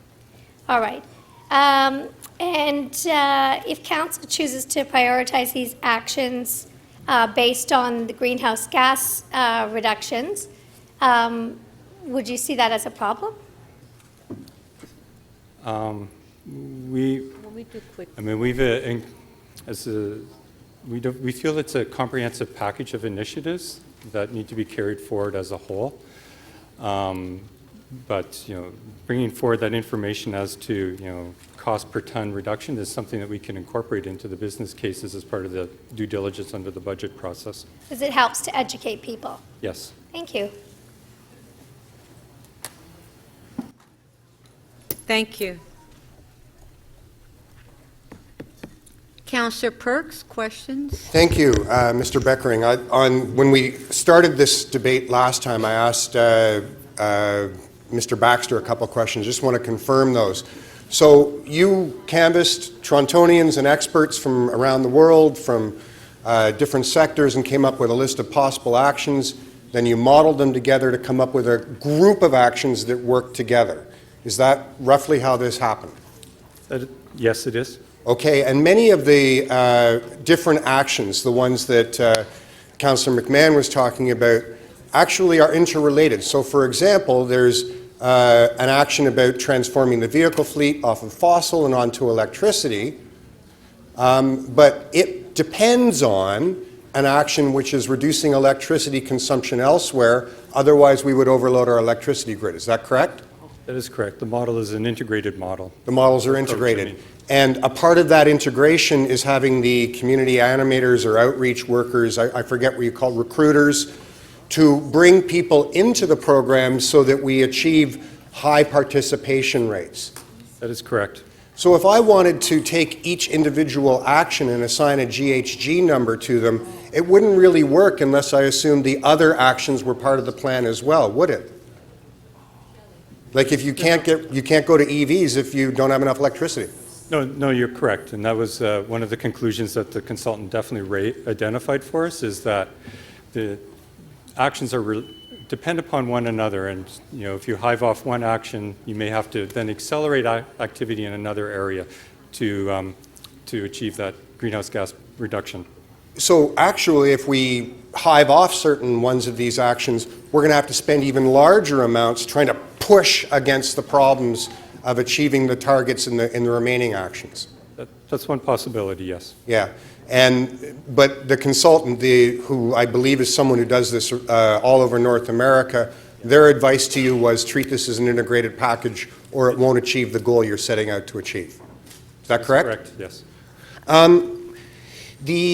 There is a body of economic work that suggests that early action is more cost-effective than late action in trying to reduce CO2 emissions. Is that correct? There is, and that was one of the conclusions, is that if there was, that we need to definitely make sure that anything that's going to be around for the next 30 years, we would want to make sure it's done correct. So doing some of what's proposed here this year and then some in 5 and some in 10 doesn't yield the same result as beginning them all now. That is correct. There's also, I believe, a body of economic literature around climate change that says that the cost of inaction to a local economy is greater than the cost of action. Is that correct? Or to the global economy, excuse me. To the global economy, yes. Yes. Why did we choose the goal 80 by 50? That was the goal that was adopted by City Council in 2007. And that goal was a reflection of what was the international best practice or standard to achieve the reduced greenhouse gas emissions to avoid the worst impacts. So we're following international best practice. In summary, economic best thinking around the world is act now, or it will cost you more. Act, or because inaction will cost you more. A world-leading consultant who helped you to develop this says that this is an integrated package, and you should move forward in an integrated way if you want to achieve the goals. That's a fair summary of what you're telling us we should do. It is. Thank you very much. Thank you. Councillor Perks. Councillor Minnan-Wong? Yes. What is the cost of this, implementing all these things? Your estimated cost to the taxpayers? Sorry, are you referring to the proposed budget from the first report? No, I'm saying if you implemented all these things, how much is the taxpayer going to have to pay? So, how many billions of dollars? We talked about this in my office. Sorry. So in report number 1, we identified an operating budget increase of $6.7 million for 2018. No, excuse me, sorry. Madam Then Chair, the I capital. was very specific, and I even referenced the meeting I had in my office. So you know the answer. So, if for rhetorical reasons, yes, you can. Can the through the chair, Madam please. Chair, can the staff please answer my question? They know exactly the question that I'm asking. Well, perhaps, Councillor Minnan-Wong, you could share the I want to know how much question's not is clear this to gonna- the rest of council. Yes. Do you mean throughout the entirety of the multi-year plan, or are you talking Yes. about year 1? The entirety of the multi-year plan. Thank you. If we could get that answer. So as I was saying, so report number 1, there is the direct cost of $6.7 million for 2018. Then the estimated community-wide capital investment is $320 million to $900 million over the 3 years, 2018 to 2020. So, Madam Chair, I think you helped me out with this. The multi-year cost, that was the question that I asked. Over the entire 2050, what is this? What are the taxpayers going to be on the hook for? Sorry. So how many billions of dollars? So that the total capital cost, as I mentioned, that's a community-wide capital investment. It's not necessarily a direct cost to the city as a corporation. The the direct cost to the city would be things like the direct energy retrofitting of city-owned buildings. But the other thing that we did identify is that this kind of investment saves money.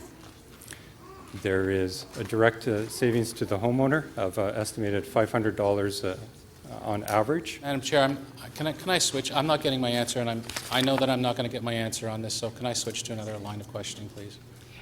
Yes, I'll give you a couple of seconds of time.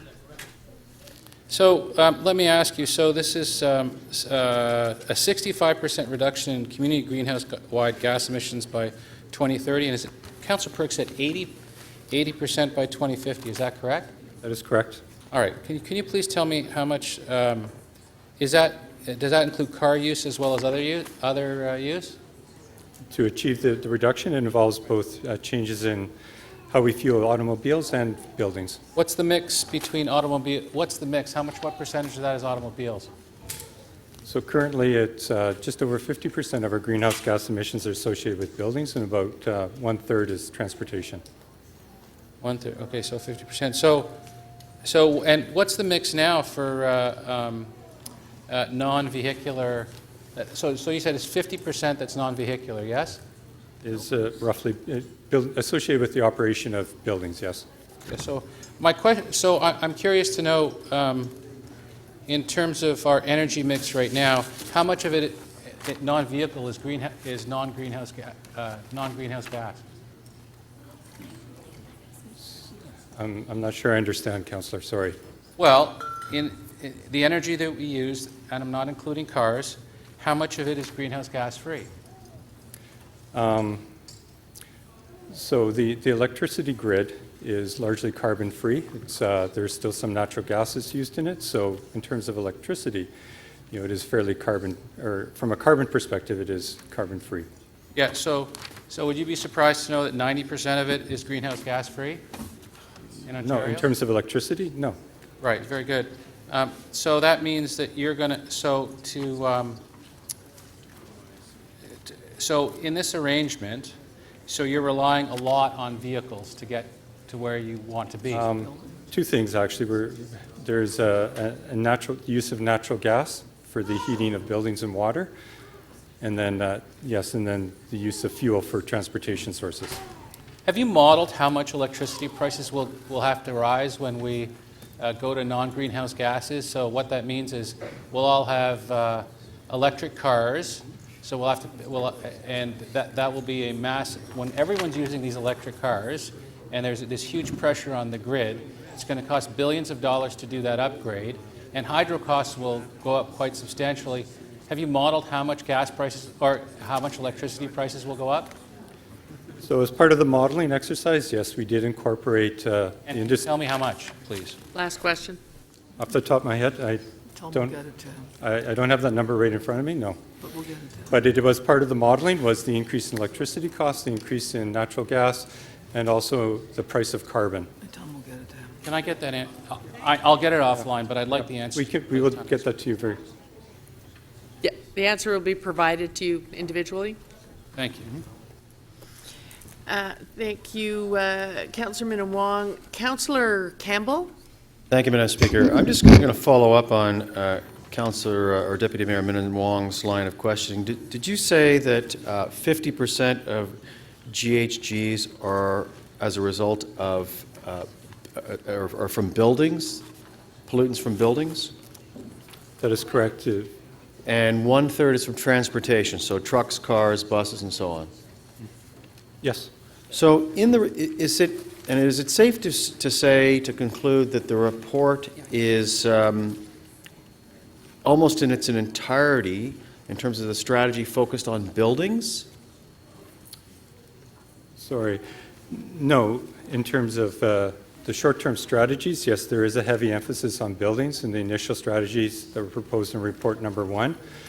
But that is also a reflection that this council has already put a lot of emphasis and focus on increasing public transit, increasing bike lanes, etc. So we're So I'm leading to a certain question. I'm wondering why, and was there given any consideration to putting in recommendations relating to road pricing, which are to discourage the use of automobiles? It was part of the short-term strategies was the idea of road tolls, but if you remember, Councillor, there was a decision by the province not to allow council to move forward with road tolls. I recall that decision very clearly by our environment-loving premier. Governments come and go, correct? And this is a visionary plan that's to go on for decades. So, given that shouldn't this council be making a statement that we have an ongoing support of something that will reduce car use in Toronto? I'm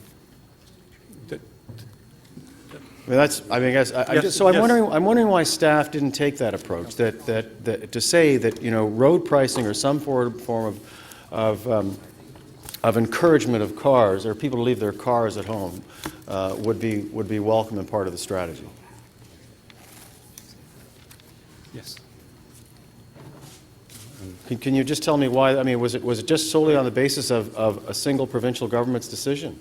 In terms of the short-term strategies, I mean, it was proposed, and as we already discussed, it was that the provincial decision sort of caused us to remove it from a short term. But in terms of the long term, the report number 2 and the modeling, yes, we definitely integrated road tolling or congestion pricing as something that we should be considering in the longer term. So, but there isn't a specific recommendation to do that at this time. So given that there's no recommendation or strategy to deal directly with vehicles, how likely is it that we'll achieve the targets that are set out in the report?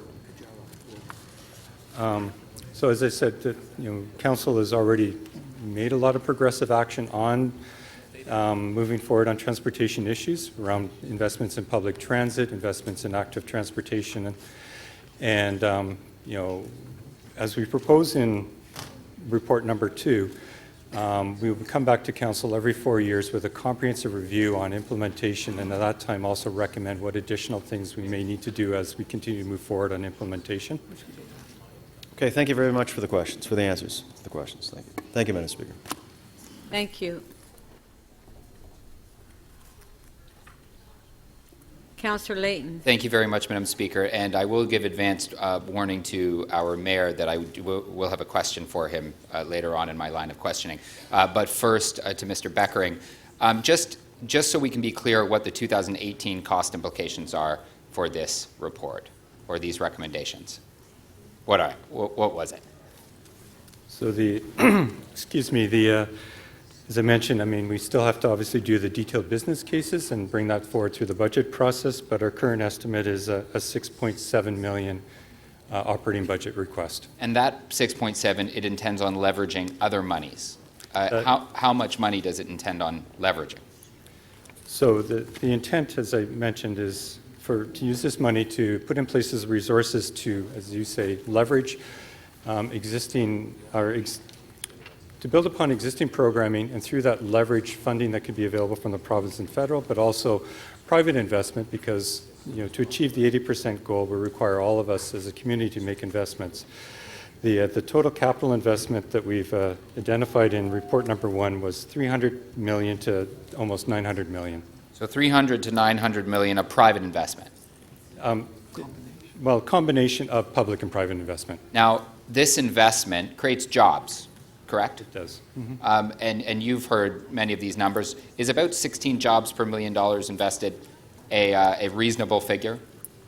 I'm not 100% sure on that, but I can tell you that as part of our long-term modeling to the year 2050, we identified the opportunity to generate 327,000 person years of jobs. So 317,000 person year.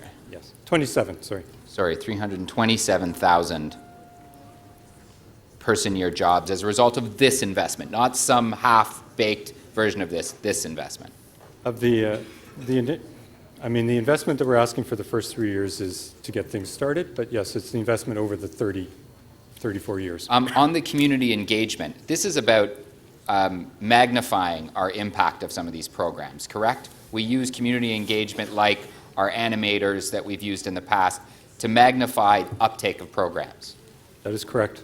So the value is, rather than spending money in advertising dollars or having a television ad campaign, we have people that are knowledgeable about subjects that actually go out there and get people involved from different areas of the city as well as different communities within the city. Is that safe to say? That is the intent, yes. So this isn't the first time we've seen a prioritized list.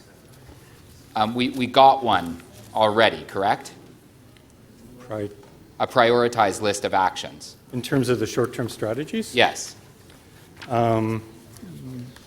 Yes, in report number 1, we did list them sort of in order. Okay, so we're reasonably sure that we have them in a prioritized list, though, correct? Yes. Okay. And to our mayor, if I may. I thank you very much, Mr. Mayor, for making this one of your key items. And my questions are around your trip to Paris.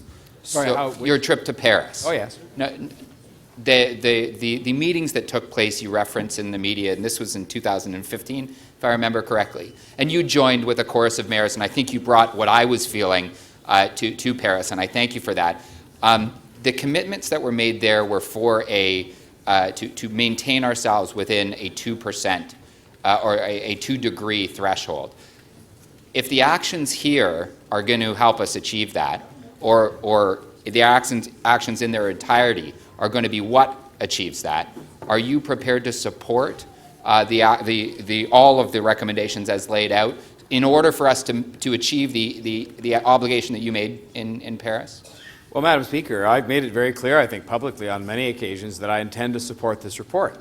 But I also will be supporting a motion that will simply say, within the context of what I understand is an integrated set of recommendations and all the answers you've been given and others in the last few minutes, that I think it is very fair. In fact, not only is it fair, I think it is necessary and it is our responsibility to ask within that set of recommendations what results are achieved by which of these programs over what period of time and at what cost. I mean, this to me is elementary that you would do this, because even on your questions in the last few minutes, I say to the councillor through you, Madam Speaker, a job is not a job is not a job.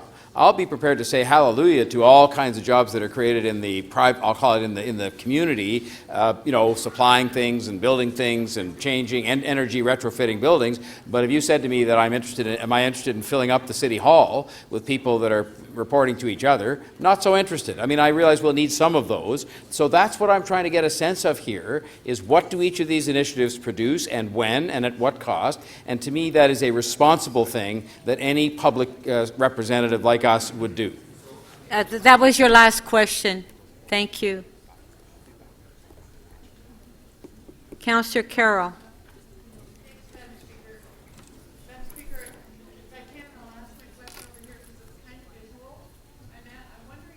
Could look at, thanks. My question's kind of visual, so I'm hoping that I'm not taking AV staff by surprise. I'm wondering if staff could tell me, this was in the presentation, and this is the emissions we hope to achieve starting in 2016 and moving down to 2050. Is it safe to say, starting with 2016, 17, 18, the expenditure of 6 million, that it also roughly mirrors investments, whether city investment here and over time the development of partnerships and other governments, that this graph roughly also mirrors the investment, engagement, and expenditure? Investments required through the whole 34 years, definitely. Right, yes. Right. So here, where we're starting, where we see this tiny little spot, we're starting on some of the lines and we're starting small, but is it safe to say that if we don't start here and start to do that work and develop the engagement partnership, etc., that we don't actually get here in the end? That is correct. And can we say that these are these are accurate, these color bands. For instance, right across the top, that's driverless vehicles. So it's not starting for a few years, because we don't expect to see those popping up on the road. Driverless vehicles, we don't expect to have the hydro infrastructure to suddenly see electric cars everywhere. And so we see those starting a little later on. We see some of the others starting immediately. Some of the building envelope stuff is right here at the beginning, and the integrated transit piece, because it is already being worked on. But this is work that has to start now here to get here. That is correct. That's my only question, Madam Speaker. Thank you. Councillor Thompson. Thank you very much, Speaker. Much of the questions that I had about the economic impact and jobs and so on have been asked. But I wanted to understand, I heard through the questions that Councillor Campbell had asked, he asked about road tolls. Through you to staff, Speaker, I'm wondering what other types of demand management consideration has been made by staff in order to address this extremely important issue. So I can speak, I guess, to what was incorporated into the model. So congestion pricing or road tolls was one element. We also looked at things like car-free zones as part of the modeling. The thing I'd like to mention is, when we did this modeling, the model should not be seen as a forecast, but rather as one scenario, one potential future. So what we're trying to do is identify potential things that could be done. It's not necessarily the only thing or the thing that should be done, but rather to identify that this is part of the puzzle, though. Okay, that's helpful, and I've got you. So when I hear about things like autonomous vehicles and battery-operated vehicles and so on, and if you are saying to us a big part of this, I guess what I've heard in terms of the questioning was the emissions from buildings, emissions from vehicles. First of all, can you tell me sort of, is there a split? Is it a 50-50 emission that you sort of monitor from buildings? Is it similar from vehicles, or is there one that's more than the other, firstly? Sorry, in terms of dividing up the building? Yes. Different buildings? Do we produce more emissions from vehicles, for example? So no. So buildings represent just over 50% of the emissions. So I'm just having a little bit of a hard time hearing you from you. So buildings represent over 50% of the emissions, and transportation represents just over 1/3 of the emissions.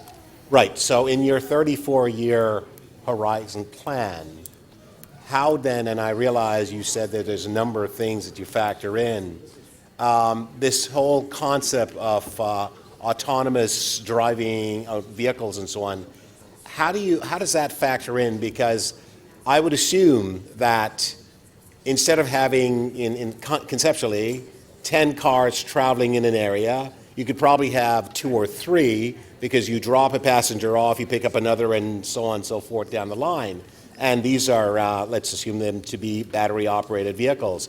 How does that then factor into the expenditure that you've spoken about? I believe the numbers were 300 million and 900 million numbers that you've spoken about.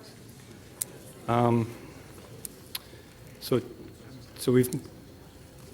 the expenditures that we're referring to are within the short-term strategies, and there's nothing in there right now to talk about autonomous vehicles.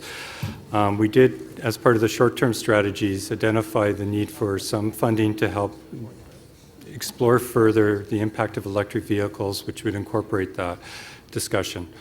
But sorry, is 34 years then considered short-term, or is that long-term? Because I sorry, thought 34 is long. I'm sorry, if I could clarify. Thank you. So there's been 2 reports in front of council. Right. And the first report in December identified an operating budget request of 6.7 million. Okay. And a series of short-term strategies to be implemented between 2018 and 2020.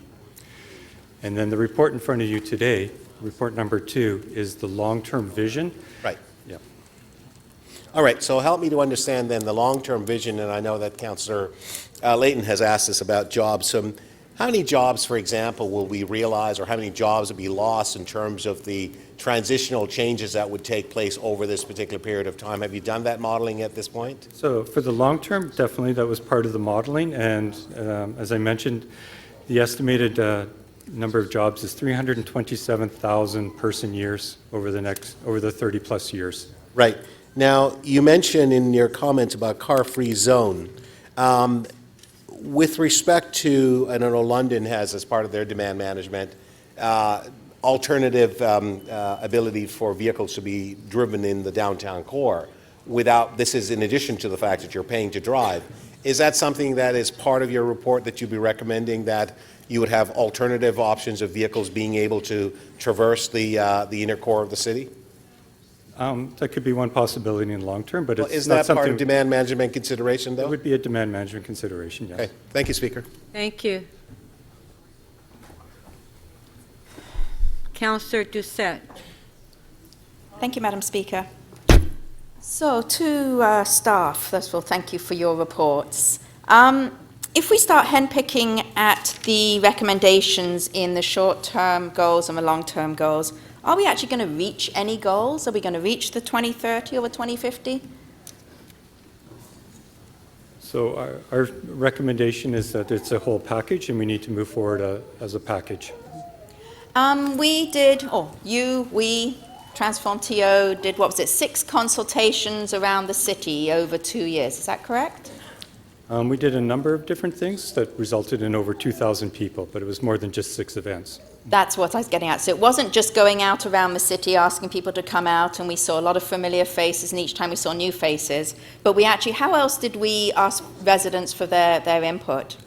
Oh, my goodness. So we did a number of different things. There was the city-sponsored community events, one in each community council district. We had a number of community partners, along with local councillors, organize their own events within the ward. I believe there were 7 or 8 of those. We had a variety of workshops. We also allowed people to provide input through the website, through survey work. It was very extensive. 2017 budget. What was the request in 2017 to get Transform TO started and up and running? I would have to double check, but I believe it was 1.7 million. Right. And do you remember what we actually received? 330,000. Right. That didn't really get us up and running very quickly, did it? It allowed us to initiate 3 of the 21 strategies. Great. Or 23 strategies, just to say. Now, if we don't actually continue with this and we don't implement changes, what's our city going to be like? Are we going to be able to accommodate the heavy rains, the high waters? Are we going to be able to do all those things if we don't actually move forward with these? It's a bit of a tricky question to answer. Sorry, in the sense that just because we reduce greenhouse emissions directly in Toronto doesn't necessarily mean we'll avoid, because, as you well know, it's a global thing, right. And therefore we need to ensure that Toronto's making its contribution towards reducing greenhouse emissions. So again, on to the weather, in fact, how is the weather going to be changing in the next 30 years? Yeah. So we presented Council a study called our Climate Driver Study a number of years ago, which identified 2 key extreme weather events that will become worse over time as a result of climate change. One was increase in extreme heat events, and the other is flooding or extreme rain events. Okay, thank you very much, and thank you for your work. Thank you. Councillor Wong Tam. Yes, thank you very much, Madam Speaker. And through you to staff, regarding the technical modeling that was done to arrive at your conclusions, including the 36 actions, with respect to that particular component of the report, can you explain to us, out of those 36 actions, if even if a modest number of them were sort of pulled off due to financial constraints, can we come close to meeting the 80% GHG reductions? So the model is an integrated model, and all the actions within the model are reliant upon one another to a large degree. And the impact would depend, of course, on which actions or strategies Council decides not to follow through on. But it would have an impact on our ability to achieve the 80% goal. So is there any way to uncouple it? Because I recognize that you've said that they were interdependent a number of times, but is there an optimal sequencing that we could focus on? I think that's been part of the modeling, is that the notion of identifying things that have the longest, they're going to be around the longest. Get those right is sort of a part of the modeling. And then looking at co-benefits, where's the greatest opportunity for co-benefit from the action. And then the other component that's built into it is the notion of the impact associated with the cost or the investment made in reducing greenhouse gas. But I don't know if you can actually necessarily separate those things. The other thing I'd like to mention again is it's a scenario that we've presented. It's not a forecast, and there are different options in different ways. It would require a little bit more research to sort of identify what might be the direct impact if we were to do X instead of Y, or do more of Y and less of X. And the technical modeling that was done to feed into this report is largely using the assumptions of today's technology. Yes, that was one of the criteria that we built into the model, is that we would look to identify actions that use existing technology. We didn't have to think about inventing something new that's not available today. So it is entirely possible that should Council adopt this report with the 36 recommendations and actions, earmark an intention to fund and to move ahead, that there can be savings in the future with the advent of new technologies that perhaps could build in greater efficiency and resiliency at the same time. Is that correct? That's a possibility, yes. I mean, it's 34 years, so. A lot can happen in 34 years. Your report also focuses quite a bit on social equity and about protecting vulnerable and marginalized populations, about creating good jobs, green jobs. Can you unpack that for us? Why is climate change and building a resiliency around that so connected to social equity? So one of the key things the Council gave us a direction when we set up the initiative is that we needed to identify what would be potential co-benefits and co-harms of any low-carbon action, because the intent being is we want to be able to identify those that would create the greatest co-benefit, and if there is a harm from a proposed action, we identify ways to mitigate that or reduce it. And so equity issues would be things like access to transportation. If we don't design public transit in such a way that it creates a benefit for the greatest share of our population, then we have a co-harm, even though we might be reducing the greenhouse gas emissions. And so how does that help those who are already doing okay, those who are not vulnerable, who are not marginalized? So the benefit from the actions that we're here is the larger benefit that we would all achieve, and that is if we reduce greenhouse gas emissions, we reduce the potential for the longer-term impacts that we talked about in terms of extreme weather globally. So really everyone wins under this package and this body of recommendation today? That is correct. Okay, thank you. Thank you. Councillor Ainsley? Thank you, Madam Speaker. Through you, sorry, I just missed the tail end, Councillor Wong-Tam's. But first I wanted to ask what the biggest advantage is for a city like Toronto in becoming a global leader in GHG reduction? So it's I would argue it's a reputational and an economic impact, in the sense that a lot of the actions that have been proposed and were modeled as part of the strategy or the modeling exercise have a positive return on investment, in the sense that 2/3 of them will pay for themselves over the long term, and that puts more money in people's pocket, shall we say. Okay. And in some of the reading I've done, in particular in the United States, they have what's called a Mayor's National Climate Action Agenda with about 200 cities that are part of it in the States. Is that something that we're envisioning here in Canada? A similar network, or would we look at rolling in eventually into a North America-wide network of municipalities? So the City of Toronto is already part of the C40 Cities Network, which is it's actually a coalition of just over 80 cities now around the world that are engaged in addressing climate change. And then we're also a member of what's called the Carbon Neutral Cities Alliance, which is 20 cities internationally that have been deemed leading edge in terms of trying to address climate change. So, and then the Federation of Canadian Municipalities has the Partners for Climate Protection, which we're also part of. Yep. So, and one of the examples that they use in the reading I did in the United States, for example, where we've talked about, some of my colleagues earlier in the questioning talked about electric vehicles, and one of the things that stood out for me in the reading about the Mayor's Climate Action Plan in the States is that collectively a lot of municipalities are coming together and they're doing bulk buys. Like there was a number of cities, collectively they bought 114,000 electric vehicles. So they're using their clout to look at manufacturing to change how they're manufacturing vehicles, for example. Yeah, no, you're right. I've read about that also. Yeah. And one of the other examples I looked at was in Houston. They used private financing. They converted 165,000 of their light bulbs into LED light bulbs, and they used private financing to achieve that. So that's something that Toronto, largest municipality in Canada, we could be doing something like that. Definitely.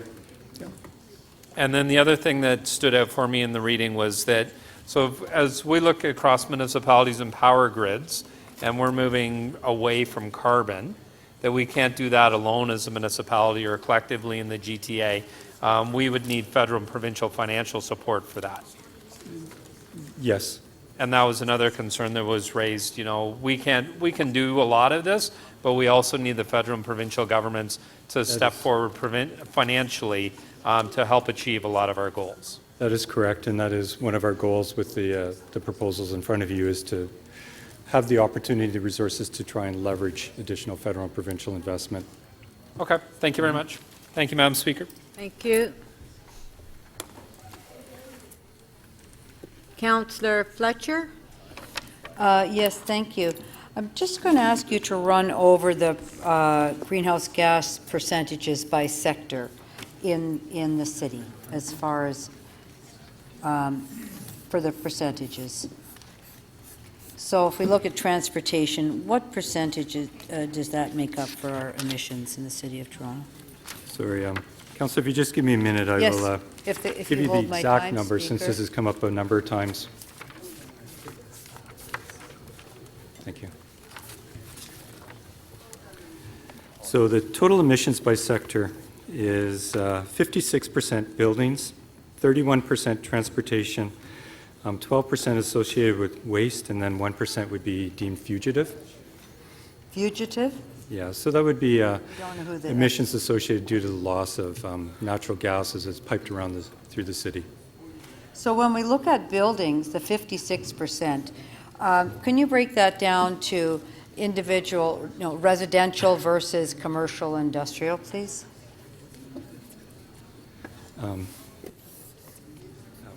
Thank you, sorry.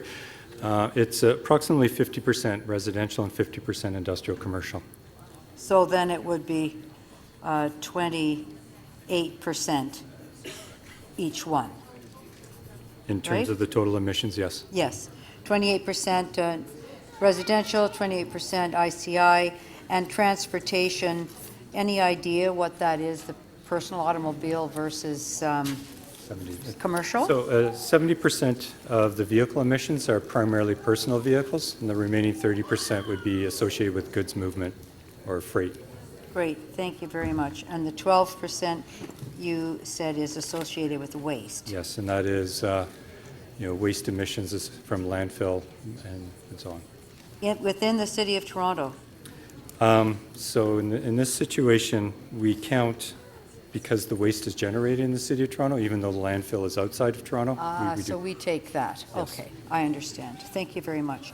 So when we're going to two different streams here, when we're dealing with buildings, 28% residential and 28% ICI, I'm sure that we have a strategy for both of each of those types of buildings. It's very different, isn't it, between a residential neighborhood or apartment neighborhoods and what we might be looking at for hospitals and employment areas, office buildings.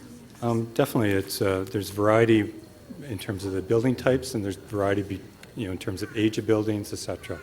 And a difference in the approach in order to bring down the GHG? Definitely, yes. And do you feel we've captured that accurately, and that the budget that we have and are being asked to support? So we're looking to build upon the existing programming that targets the various different sectors, so yes. And going back now to 2007, we've had a lot of climate change plans over the years, but we had a very big climate change, clean air and sustainable energy action plan 2007, and we were to have a reduction of 6% by 2012, 30% by 2020. Are we on target for those? Yes, Councillor, we are, in that we've achieved an estimated 24% reduction in greenhouse gas emissions already against 1990 levels, so we exceeded the 2012 target, and suggestion that we're heading in the right path to achieve the 2020 target. And then that's a very large jump between 30% and 80%. It is, and as part of the scenario modeling, we identified that everything that we're doing today will get us an additional 5 megatons of greenhouse gas emissions, leaving us a gap of about 9 million, which is what we're looking to address with the report number 2. Keeping on the trajectory that we've initiated, which was to meet these certain targets by certain times, if we aren't, is there any worry that we couldn't meet these obligations? If we didn't approve Transform TO, let's say, we wouldn't be able to meet these obligations. That is the result of our modeling, yes. And in order to meet them, you're suggesting that we should take the entire budget that you're putting forward. We shouldn't somebody, I think Councillor Doucette called it henpeck, or peck away through them and pull pieces out and do this little bit but not that. In your opinion, it's an integrated, That's your layered last question. So plan. it is staff recommendation that it be an integrated approach, yes. Thank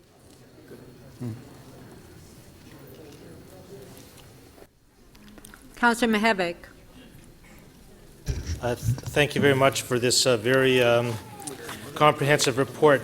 The piece that I'm interested in is based on, frankly, the tremendous public enthusiasm and energy that I think Torontonians bring to bear on this issue. They want to do something.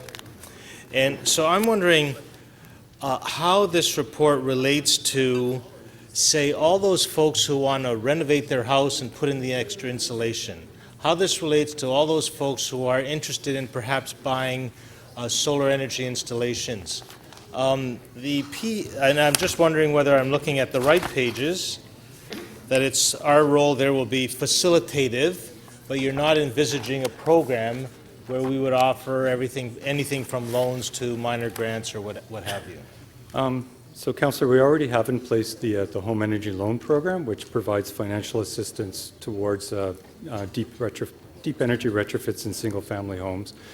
And yes, the additional funding that we're requesting is to help accelerate that program and bring more people into the to implement the kind of retrofits that we're seeing, which is about a 3-ton on average per person reduction. So all those folks that want to kind of do something, it is open to us councillors, once these folks are hired, to work with those enablers or facilitators and say, okay, folks, let's do a community buy of a whole bunch of solar energy installations, or let's look at a geothermal installation that might help this particular new building that's going up, and so on. So that's the entry point, is those, what are you calling it, a leveraged Live Green Toronto? Yep. That is correct. Yep. Great. And just on that theme, do you see us at some point, either as a Toronto community, probably as an Ontario community, moving that the province mandate that all homes, as they do in Israel, for example, all new homes must have solar energy as part of the roof installation? It's a possibility. The province actually has done something recently, that is, they have mandated all large buildings 50,000 square feet or larger to disclose publicly their energy and water consumption, so that that information is now available to all people. So I can see it as eventually coming, that something along what you're suggesting, yes. Great. Thank you very much. That's all. Thank you. To speak, Councillor McMahon. Thank you very much, Madam Speaker. So I have a couple motions. So the first one is to look at prioritizing and our 23 business cases. And this is part of asking for more detailed information to help educate people when it comes time a few months from now when we debate this item at Budget Committee and we want to fund this great initiative. And so that's the first one. We can't do it alone. We need to involve the other governments, of course we know. The next one is to, okay, there we are.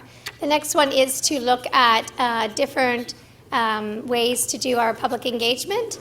And the third one is to inventory and quantify everything we are already doing and report back to Parks and Environment. So those are the motions, and I hope you will support those. So we know climate change is the single biggest crisis of our lifetime, and it's time for Toronto to step up and to lead. And I think we are starting to lead more. We are now part of the Rockefeller Foundation's 100 Resilient Cities. We have hired a Chief Resiliency Officer who is in the seats right now. Can you stand up, Mr. Elliot Capel? There he is right there. Round of applause. Welcome to the City of Toronto. If you haven't met him, feel free to book a meeting and get to know him and see his actions for helping us lead with Transform TO. We need all departments to work together, we know, in battling climate change. It can't be just one. It can't be just the Energy and Environment Department. It needs to be Toronto Water. It needs to be Planning. It needs to be Public Health. Everyone together, everyone on board, which is what this fantastic initiative does. And I have to thank staff for that. I have to thank all our champions here today, our environmental groups, residents of Toronto, all the petitions, letters, and the years of coming down to Depute to support this. We committed to the Paris Agreement, and that's not just words, that's going to be actions. And the thing I like about this report is it's not just tangible items, which many people like. People like to see things like that with building efficiencies, building retrofits, electric vehicle, enabling us to mobilize for electric vehicles, and creating jobs and whatnot. But it's also the community engagement, which we know we cannot come in top down all the time and dictate what you should be doing. You should not be drinking bottled water. We need to hear from, well, you shouldn't, but we need to hear from the community and have the grassroots ideas coming forward. Otherwise, they're not going to be sustainable unless we have the community on board.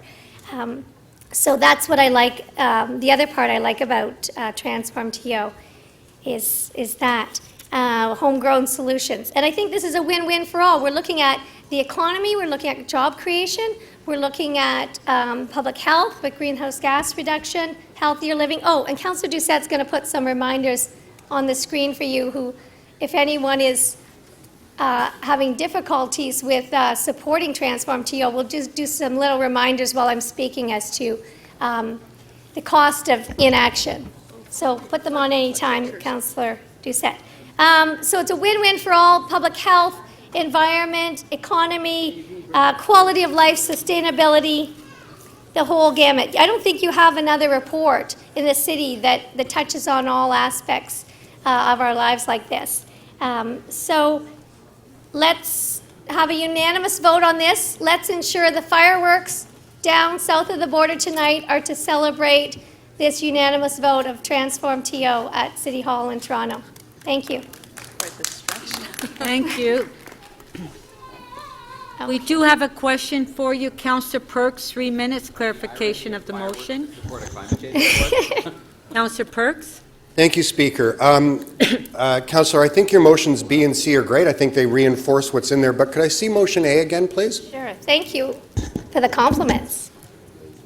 Love working together. So if I can see in the third line there, you want for the budget process to have business cases prioritized on the basis of greenhouse gas reductions per dollar spent. Did you hear the answers from staff where they said that the different elements of the program work together? So having animators, getting people to become more electrical efficient in their homes allows the grid to provide more electricity for electric vehicles. You understood that part? Absolutely. So how would you allocate the GHGs of the staff who are getting the people to do the things so the other elements of the program work?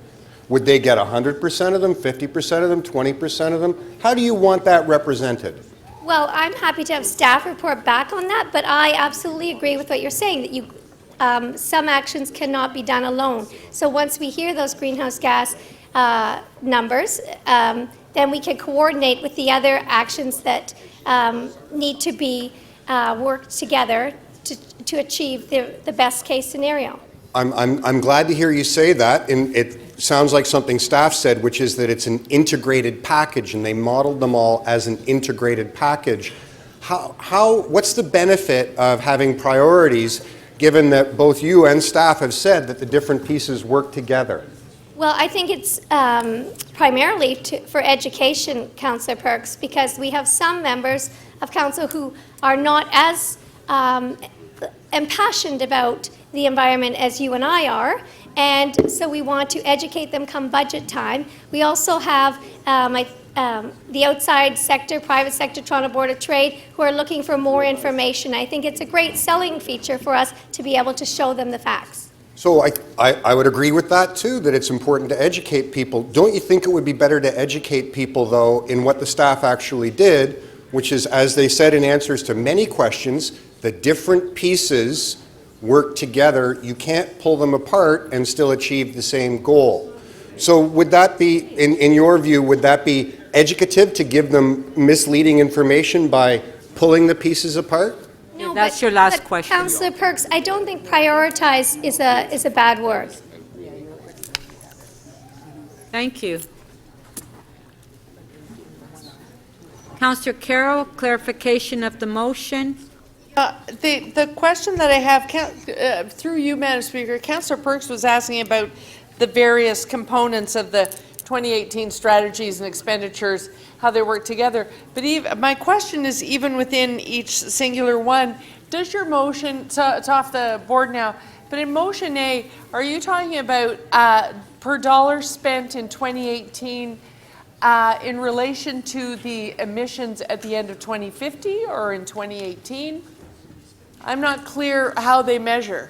Well, I'm talking about per dollar spent in 2018 on the 23 action items, business cases. Right. So it's by the dollars. The way, I support all 23 of them. So it's the dollar spent divided by the emissions of the whole end game of 2050, or the emissions they might reduce in the first year? Because some of them won't do any of that in the first year, but will down the road. Right. And so then... So you want it to be by what they will ultimately reduce? Exactly, but I want the staff to come back with those numbers, and then we will have the information and we can educate everyone so we can get some support for Transform TO at the Budget Committee. So at that point then the issue of, because for instance some of the stuff to do with the automobiles is 550 in the first year because it will take a team of 3 or 4 to work on something. But automobiles down the road is 35% of the source of emissions right now. Right. Some of the building envelope stuff Councillor Carroll, the- your question. Well, the Better Building Partnership, I think you get about the same reductions, but it's 1.8 now. But in fact, the percentage of emissions created by buildings is over 53%. So do you want them to factor that in, the source of emissions percentage, plus the reduction of each action? I'm happy to get as much information as we possibly can so that we can get Transform TO funded at Budget Committee in 2018. And then ultimately prioritize means cut some. No, it does not. I would challenge you to look up prioritize in the dictionary. It does not. I don't know where this came from, that prioritize is a 4-letter word. It's not a bad word. Thank you.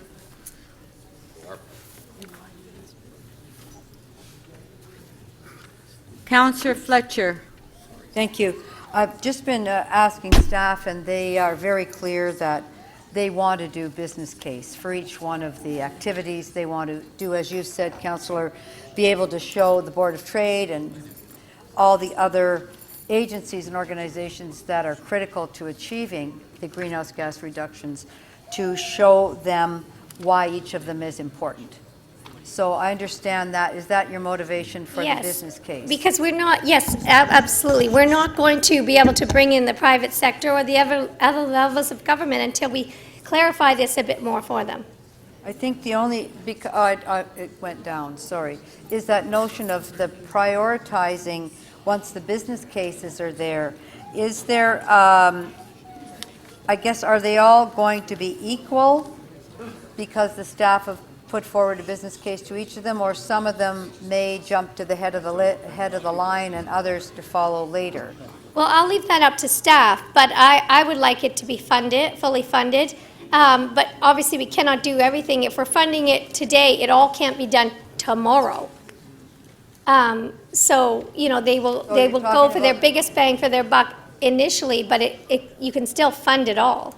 So you're really talking about the rollout? Yes, absolutely. Not rollout. that some actions are more important than others, and some should be funded and Right. some shouldn't be funded. Yes. Am I right? Yes. So it helped to change that to the rollout? Yes. To prioritize, you know, the rollout?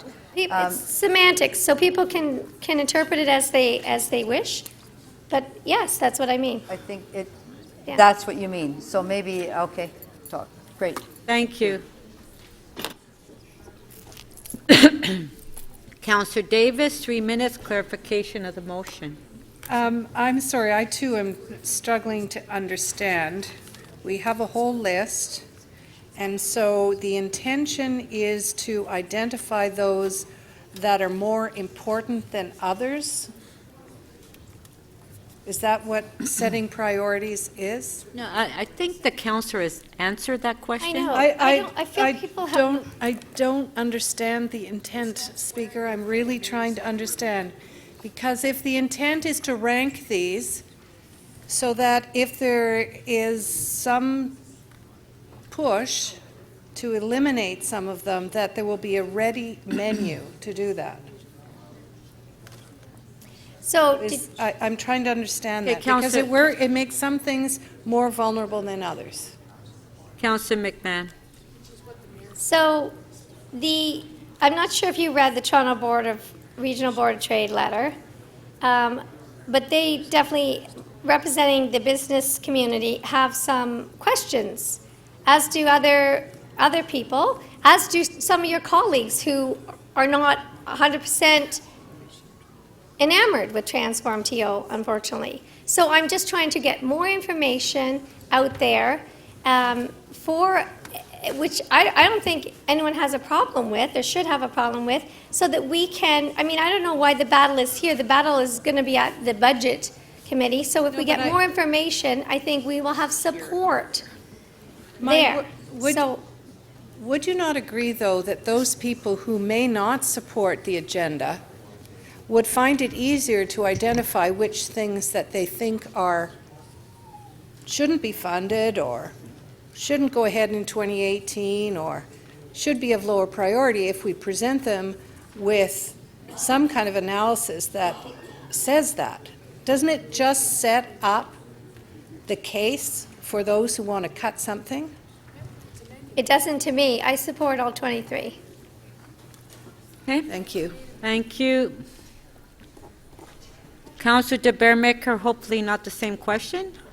No, but through you, Madam Speaker, to clarify for your motion, based on the questions that you've received by Councillor Perks, Councillor Carroll, Councillor Davis, I just have to ask you, are you now, or have you ever been, a climate change denier?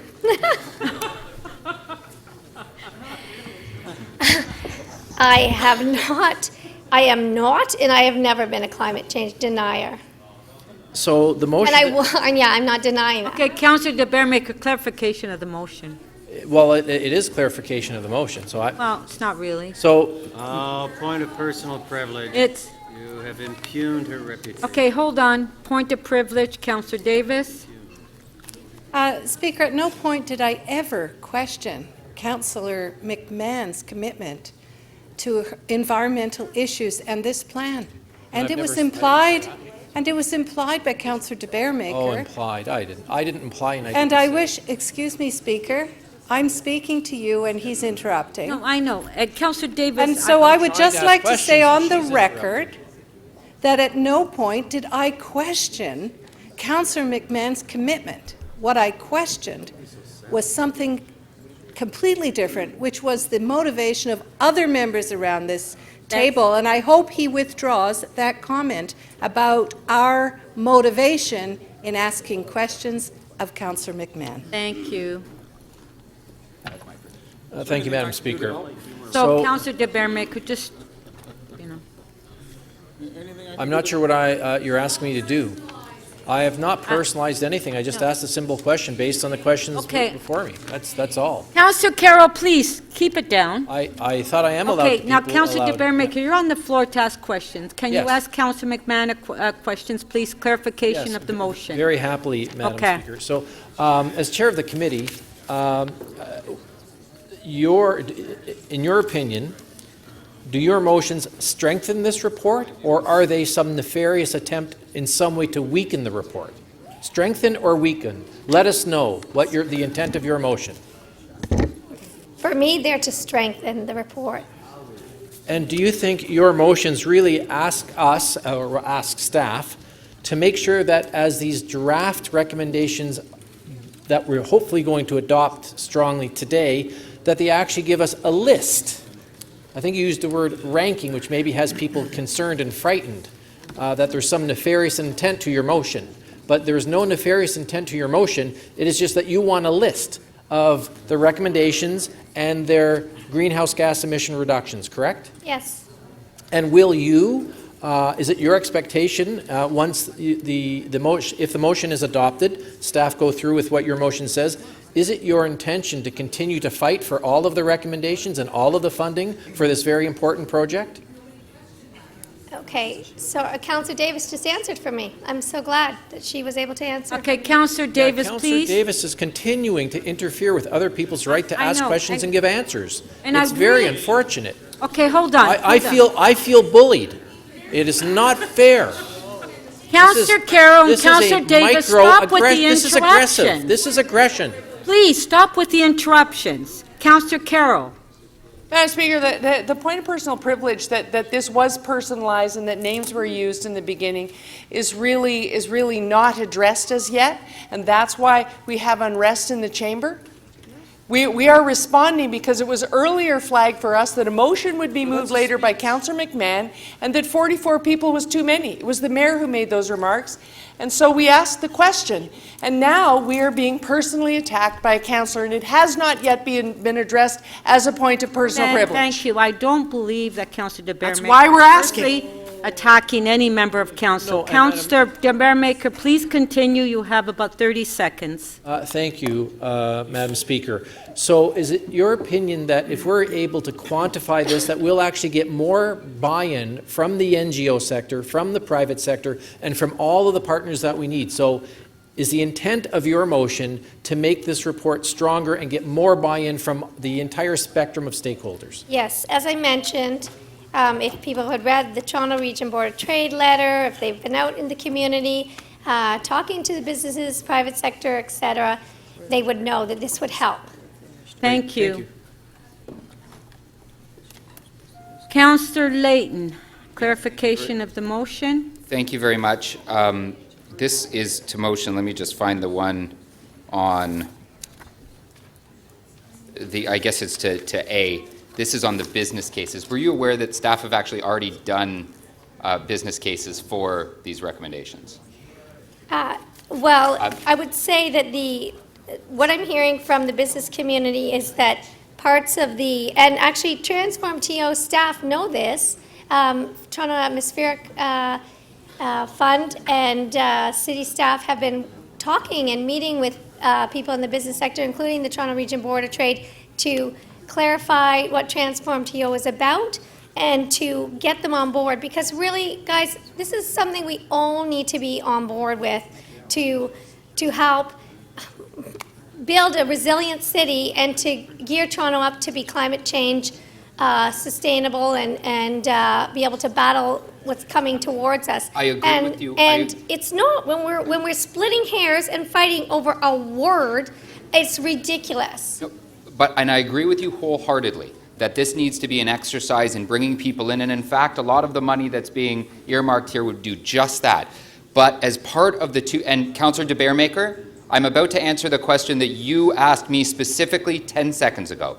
As part of the 2017 budget process, Attachment A provided by staff was, I quote, Transform TO Short-Term Strategies Business Cases. It was provided as part of the 2017 budget process. I'm wondering, are we going to redo these?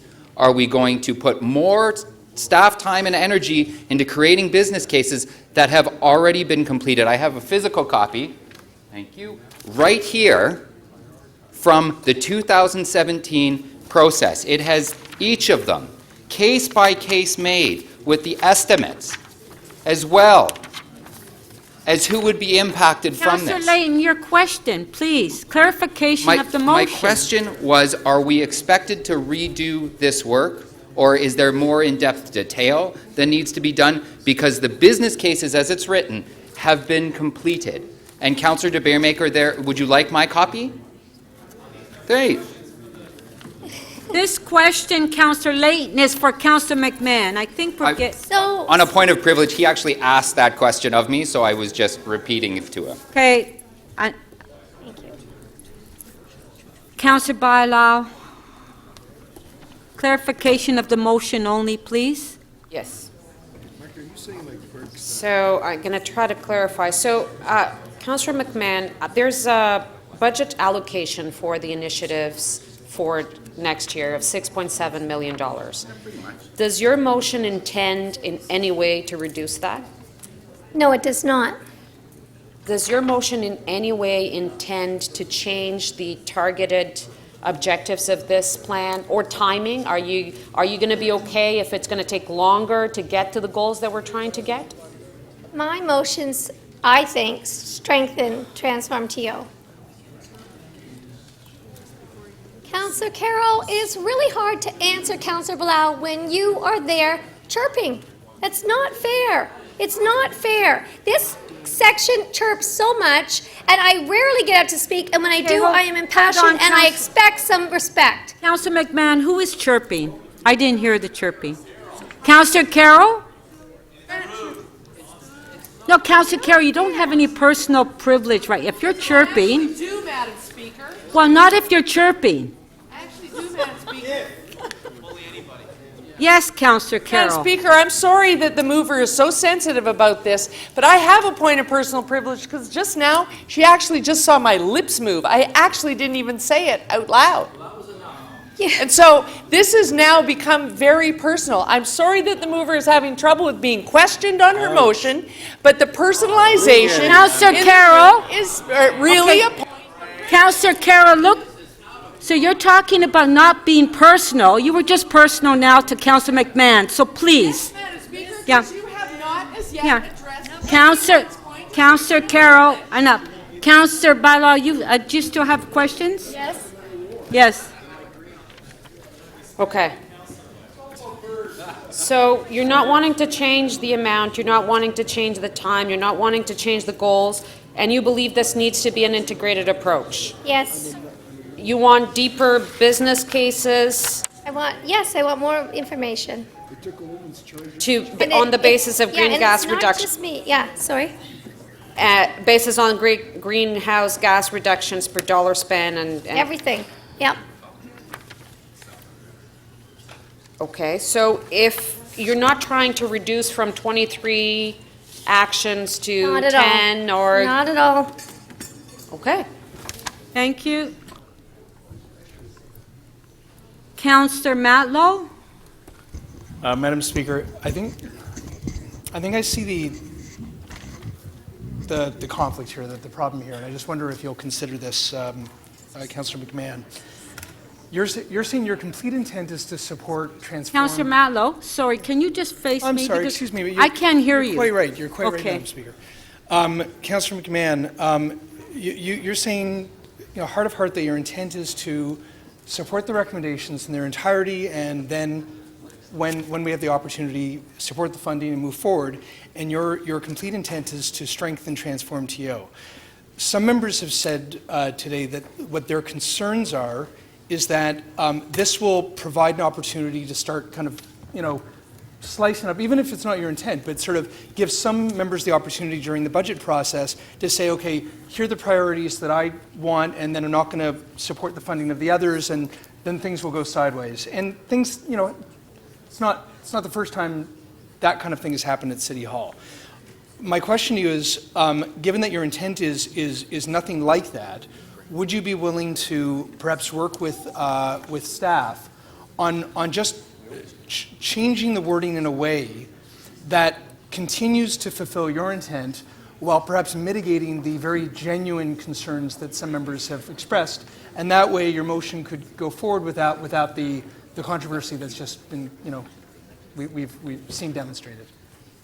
I appreciate your suggestions. Councillor Matlow, I consider myself quite the bridge builder, and working with everyone since 2010, pretty much everyone in this room all the time. That's who I am.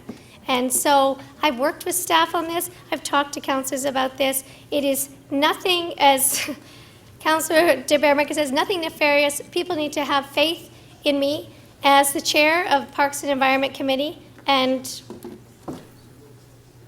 support it. Okay, thank you. If they want. I would like them to. If I may add, and I'll just, this will be my final plea to you.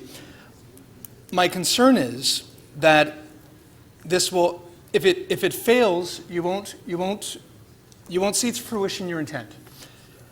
If it wins, there will be a lingering question by some about its intent and its impact. I believe that staff, if they work with you on the wording, and you can take faith in what I'm saying or not, but I believe if you work with staff, the end goal will be the actual win, and the actual win will be to address your intent without having any lingering concerns by colleagues, and then you achieve your genuine win. Thank you, Councillor Would you Matlow. That please- was your last question. I Okay. thank you, Councillor Matlow. That's slightly insulting because, of course, I've considered that, and of course, I've tried to work with everyone, and of course, I want to get unanimous support on this. Thank you. Councillor Mammoliti, 3 minutes, clarification of the motion. I just want to know why she's upsetting everybody with this motion. What's the reason everybody's so upset? That's a good question. Councillor Mammoliti, Mammoliti. that's not clarification of the I motion. have no idea. Well, it is clarification because I'd like to know how to vote on it. I know. I would love what is it your that- support, but I don't know. So So maybe you can talk to those councillors offline. I don't know at what point prioritize became a bad word, where did the or asking for more information, more detailed information. 44 new employees come from? So that's part of Transform TO. Councillor Mammoliti, that's not part of the motion. That's not part of my motions, Yeah. but that's from staff in the I've report. actually stayed quiet all morning, Madam Chair. No, and but that's I'm not just asking a Councillor question. McMahon's motion. Sorry, the staff can answer that question. But it I'm has just to- asking for more information. Yours is asking for more information? Yes, more detailed information, which others have requested. And you're asking for more business cases? Yes. Why does everybody get upset at that? I have no idea. Maybe they didn't sleep well this weekend. Maybe they haven't gone to yoga this Okay. morning. I have no idea. Okay, thank you. Thank you. No, I'm not cutting you off, Councillor Mamley. I'm just trying to, clarification of the motion. Councillor DiCiano, clarification of the motion, please. Thank you, Madam Speaker. So, Councillor McMahon, given that you asked me this morning to support Transform TO, I take it you're a supporter of Transform TO. Yes, I am. Okay. And as a member of the Budget Committee, will this motion, in very clear terms, provide me with more information to understand if there's any of these priorities that are going to be able to either cost share or work with other governments to make it an even stronger effort by getting together with them? Will this bring more information so that we can decide that? Yes, I'd like to educate all the councillors, but especially the Budget Committee members, because you're making the decision initially, and then we do at Council. But it's going to be a lot more than $6.7 million overall for this whole plan. So we need to have hardcore facts in order to get private sector funding, in order to get funding from the other levels of government. So you're only simply trying to strengthen the ability of success for Transform TO by bringing more information, particularly to the Budget Committee. Yes. Thank you.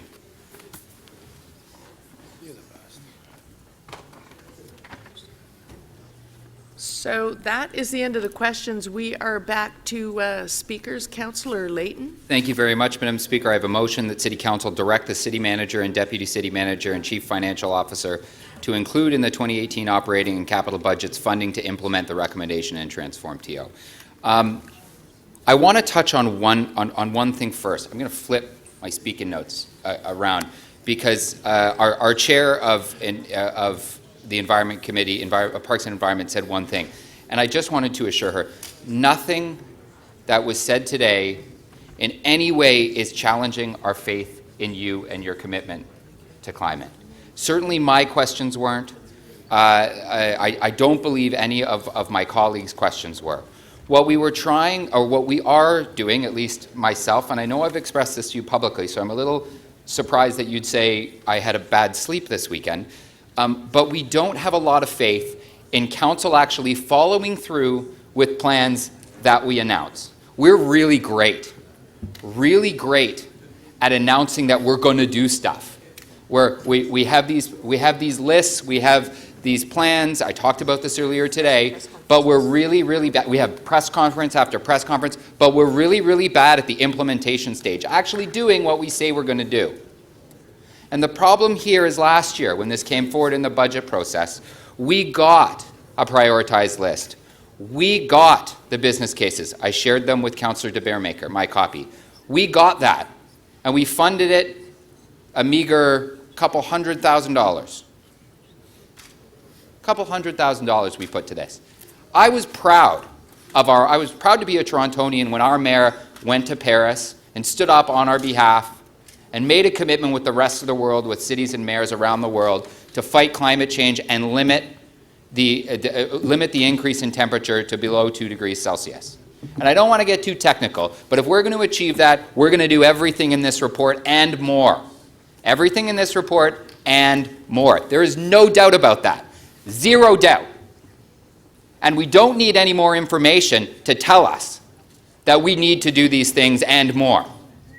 Then just last week, our mayor, I was proud of him again, goes down to Chicago, I believe it was, to the Global Cities Conference, and again committed to, despite the U.S. and Trump administration's climate denial and reversal on a decision, to participate with the rest of the world in fighting climate change. No, he stood up on all our behalf, and I am proud of him for that, standing up on our behalf and saying, no, we're still going to be there, we're still going to fulfill our commitment. But passing this today, just voting in favor of this plan, does absolutely nothing to achieve that. Funding it will. We're either doing it today through my motion, or we're going to have this exact same question when it comes to the budget process. But don't kid yourself. This argument that we need more information, or that the Board of Trade should be dictating our policy left, right, and center, is not the information we need to know that we need to do all the things in this report.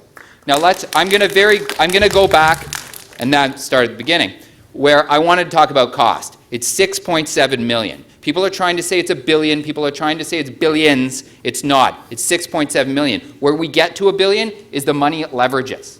The hundreds of millions of dollars we get from private investment as a result. That benefits them in the end in energy savings. But through that, through our investment, we create, we heard it, 327,000 job years. 327,000 jobs created, most of which, because it's energy conservation and demand management, is within the GTA. We'll be champions of the climate and of the economy. We can do that. And what's the price tag? $6.7 million this year.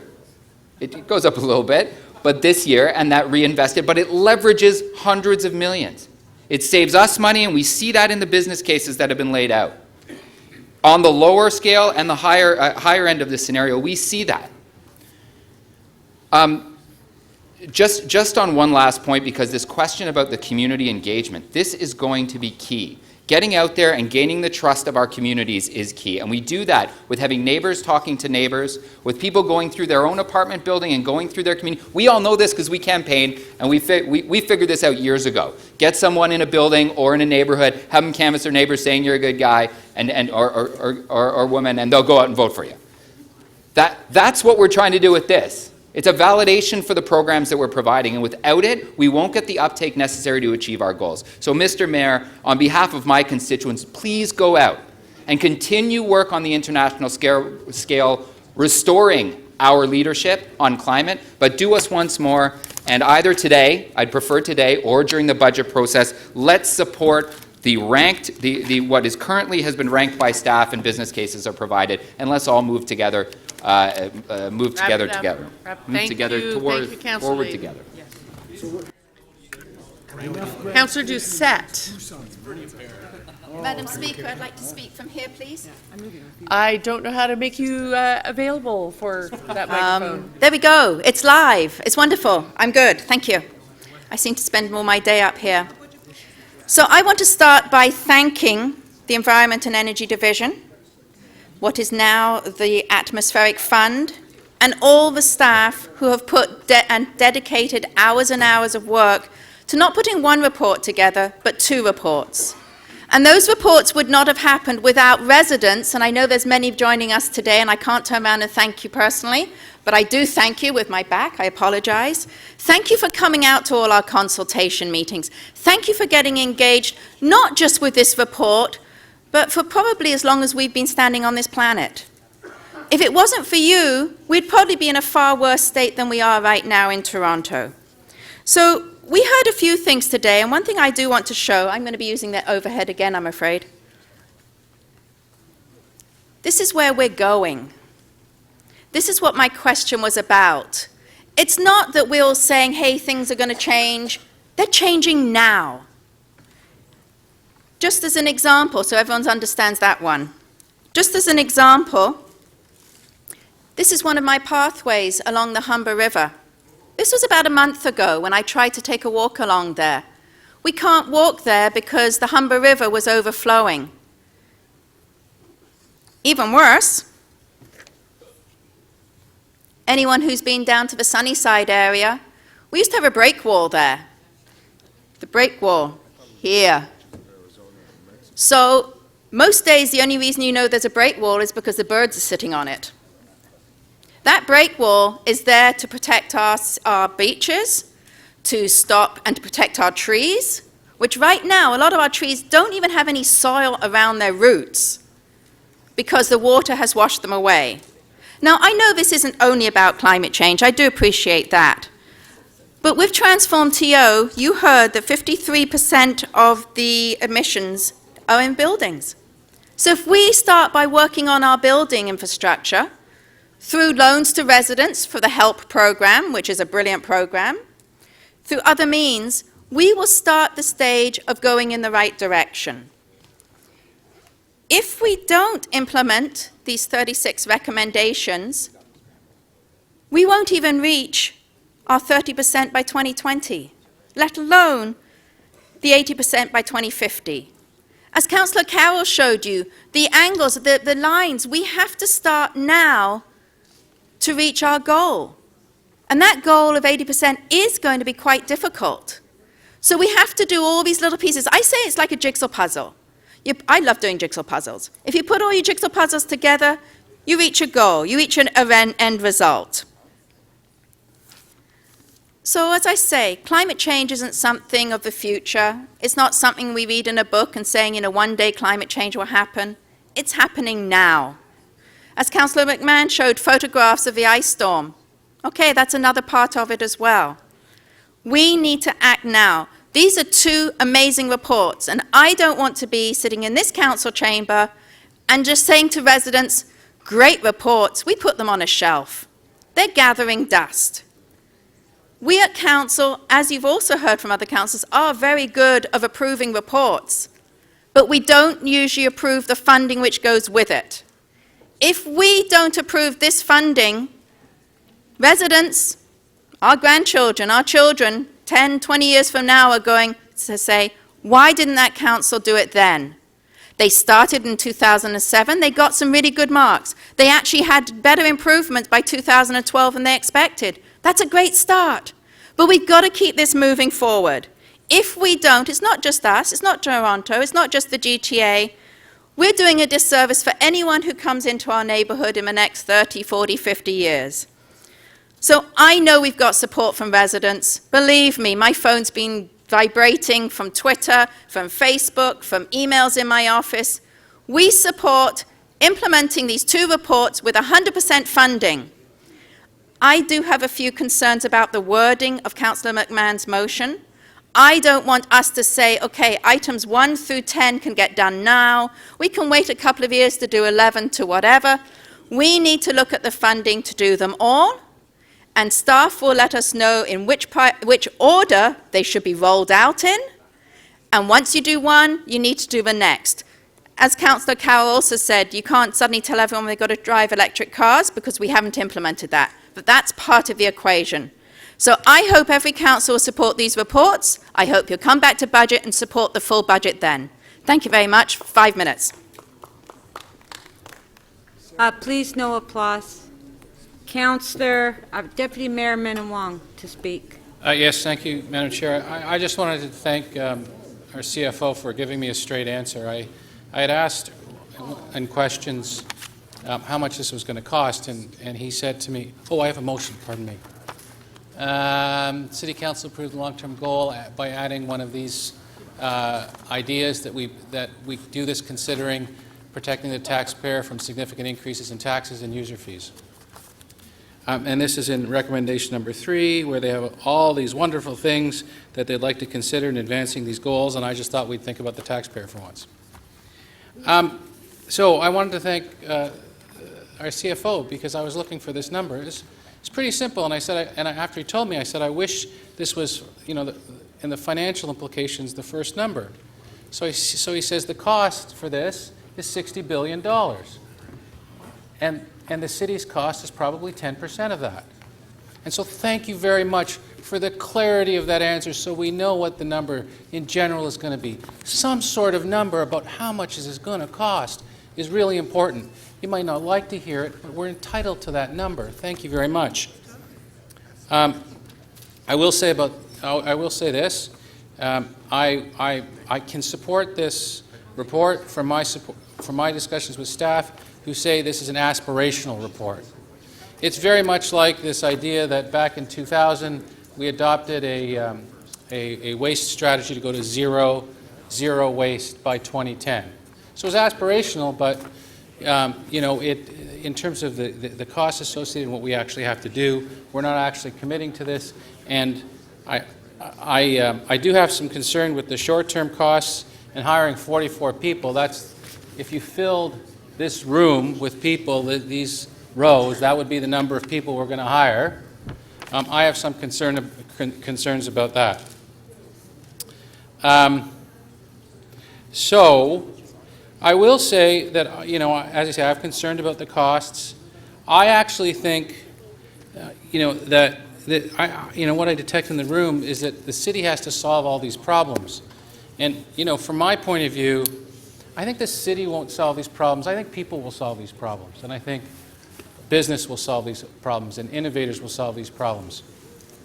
And it's not us who are going to solve these problems. And the example that I will use, and where we're going to, really address things like climate change and saving energy, is where ideas and value meet efficiencies. And by that, I will just use one example where I think we were able to save, well, not we, the public, the private sector was able to find these savings. Apartment metering. So many apartments across the city have meters in their own apartments instead of having one single meter where apartments get energy for free. But by putting in these single meters, in many of these buildings, we were able to cut down energy consumption by 30%. It's these type of ideas that from the private sector and from people that's going to actually address climate change. It's not by regulation, and it's not by telling people what to do. It's by providing. It's not by giving subsidies of $50,000 to buy an energy-efficient car. It's by providing an affordable, energy-efficient electric car. These are the ways to do it. It's not through regulation, and it's not by creating rules and structures and telling people what to do.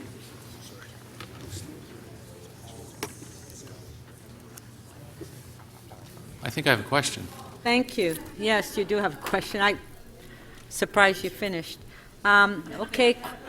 Question, Councillor Davis. I did want to understand better what you meant. So, protect the taxpayer from significant increases in taxes and user fees. I can understand why Could you point out, Councillor, which things you believe are things that you would see Depends who you're saying that. reduced or changed? I'm trying to understand how you would apply this criteria to what's before us. Sure, of course. I'm serious. Okay, I'll give you an example. So, we're trying to reduce greenhouse gas emissions for residents across the City of Toronto, and one of the things that the burning of fuels like CNG, natural gas, that creates greenhouse gases. And so there was an initiative, as an example, that I think it was suggested that the provincial government might at some point in time in the future order all homeowners to say that you can't use natural gas anymore, that you have to convert. Councillor, I'm asking about You these have to items. No, I'm answering the question, Madam Chair. I didn't ask for an example. I asked for a specific Sorry. suggestion of what's before us that you think ought to be changed. Can I finish my answer? Councillor Davis, allow the councillor to finish answering So your I do not want to see future decisions that are being made that are going to be excessively expensive to the taxpayers. We're making decisions here. So a lot of these decisions are going to increase the amount of electricity that we're going to use as a city. That's going to require huge infrastructure to be built, and those monies are going to have to be recovered somewhere. So our electricity costs are going to be going up even higher. And within that context, I'm sorry, I'm not finished. Within that context, I want due regard given to the taxpayer in terms of the costs that they're going to have to absorb. Is that the same criteria you used when we expedited the repairs to the Gardner for hundreds of millions of dollars? Councillor Davis, you're That was, Madam Chair, that was an additional issue of fighting congestion and gridlock. Fighting congestion and gridlock. My goodness, but we Councillor- couldn't spend more to Thank you, Councillor address. Davis. Councillor Mamalidi to speak. So on the lines of the Deputy Mayor, I too take the same position that he does. I personally don't like the fact that another report speaks about another 44 new employees. And granted, it's for a short period of time for the 3 years as temporary employees, but you know as well as I do what will happen in 3 years. Those 44 employees after 3 years will become full-time civil servants with all of the bells and whistles that are associated to that. That's exactly what's going to happen. And those are the costs that I think the Deputy Mayor was speaking about, and I certainly would agree with. And I can only speak to what I see at Queen's Park, Madam Speaker. I saw changes over the years at Queen's Park that have amounted to so many people being upset right now, and there's nothing that they can do about it because deals were made on the floor of the legislature and in the back rooms that basically tied the taxpayer and the homeowners and those that pay hydro. Okay, hold on, Councillor Mammoliti, hold on. Again. There's noise. I'm trying to get quiet for you. Councillor Perks, Councillor Kelly, Cressy, please. Thank you. Yeah, I know that some people don't necessarily want to listen to the other side of the equation, but we have to listen to it every time we go speak to constituents. And these are words that come out of our constituents' mouths. I know that a lot of people don't want to hear it from us, but that's the reality. They don't want us to keep doing these kinds of ventures. They don't want us to keep doing it. And there's one argument that I want to bring forward too. It's not about opinions. I think we all kind of are concerned about what's going on with our environment and and I'd be the first one to say that everybody should have an opinion on that. But at the other end of the equation, we're still at 8 cents on the dollar, folks. This is a provincial or a federal matter that should be dealt with at a federal level, and the funds and everything associated to this report and any other report should come from that level and that level only. We don't have the capability as a municipal level of government to deal with all the big issues that federal and provincial governments should take on and deal with. And this, I know you've heard this before from me, but I have to keep saying it because we just think that we're a level of government that we're not. We're a municipal level of government. Gosh, we should be fixing the roads, making sure the parks the grass is cut, make sure our playgrounds are safe, make sure our community centers are second to none. Go back to the basics as a municipality. We're trying to take on way too much without any money. And in this case, we want to hire another 44 people. And at the same time, the same day that we want to hire another 44 people, all we hear is that we don't have enough money for affordable housing.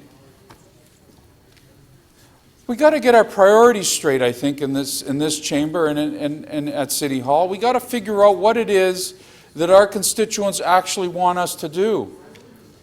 We're trying to do way too much with no money at all. And we've forgotten about what municipalities were supposed to be about to begin with. It's the basics.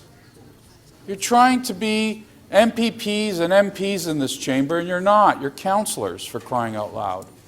And you should be dealing with all of the weeds that are out there and the dirt and the filth on our roads. And our, you know, we plant thousands of trees on our street, and we can't even go and cut the sucker growth out of them.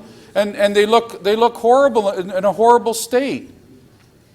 Those are the things that we should be doing. Doesn't mean you shouldn't have an opinion. We all have the opinion, and we all agree, I think, in that opinion. But the fiscal reality is the fiscal reality, and we don't have the money to be able to keep doing these things. Every time we turn around in this chamber, we're hiring another 44 or 50 people. And then the plan and find some way to... And so the mayor and some scientists... you know, Councillor McMahon wants us to come up with business plans and wants us to make sure that every one of them is okay. And what happens? We stand up and we get all emotional and to a point where we're cutting down each other. Why? I asked that question. Why are we doing it? And Councillor Perks is laughing, but you know, why are we doing that? Did Councillor McMahon hit a nerve? Is it about not being able to do what we want whenever we want, and with the slush funds that are created like this one?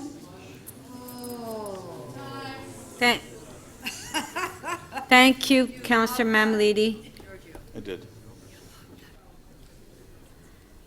Councillor Al-Jamari. Thank you. Speaker, climate change, general pollution of our air and water, extinction of species, the ability to breathe our air and drink from Lake Ontario, the devolution of our forests and harm to our watersheds. These are all issues that form the very fundamental priorities before us today. Everything else that's on our plate, be it the hard services, the hardcore services, or the soft services as we call them, take a back seat to this. Because if we don't take care of humanity, nothing else matters. Everything else is window dressing. Every financial contribution that we can make towards our survival is money well spent. It's not just well spent, it's vital. Already, it is too late for us to make changes to the destruction of our planet before the year 2050. It's already too late. We cannot do anything to change the course before 2050. That's just accepted science. We are doing enormous harm to our watersheds. I spend most of my time at TRCA fighting to keep the watersheds clean. There are unscrupulous people all over the GTA who try to build on those watersheds. And one day, who knows, governments may allow it. They've already allowed for too much, too soon. Within 30 years, we will have a food crisis. Within 30 years, the climate in Toronto will be different and will be akin to the climate of some parts of California 30 years ago. 30 years is just around the corner. Hell, I've been in office longer than that. Just around the corner. Should we not be planning to be the GTA's breadbasket at some point? Because that's eventually what our parks and open spaces are going to morph into. And I'm not even being alarmist. It's commonly accepted scientific fact. So, for people who say the planet is going through its regular, what it does every 10,000 years or so, that could be true.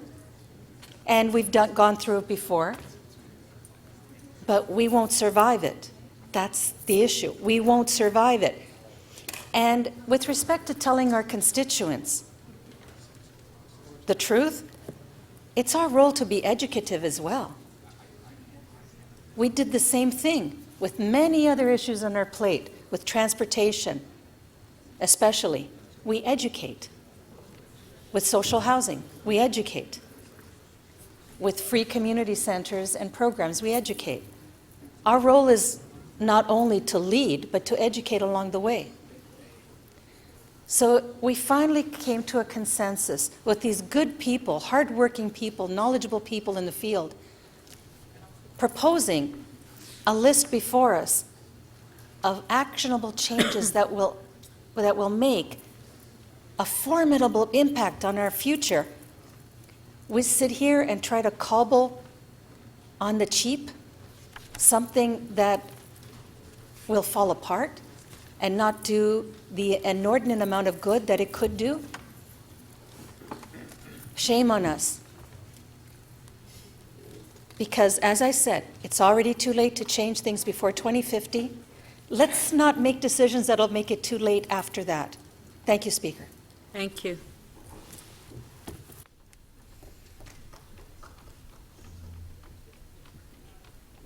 Councillor Wong Tam. Thank you very much, Madam Speaker, and I appreciate the opportunity. I want to thank staff for their work on producing this report. I recognize that this was not necessarily easy work. It was extremely technical. I recognize that there was also the reliance on external partners, including subject matter experts that you had to bring in to help us put together these, or help yourselves put together these lists of recommendations. I also want to acknowledge that the thought leadership from the community as well as the residents of Toronto is largely what's also compelling this forward.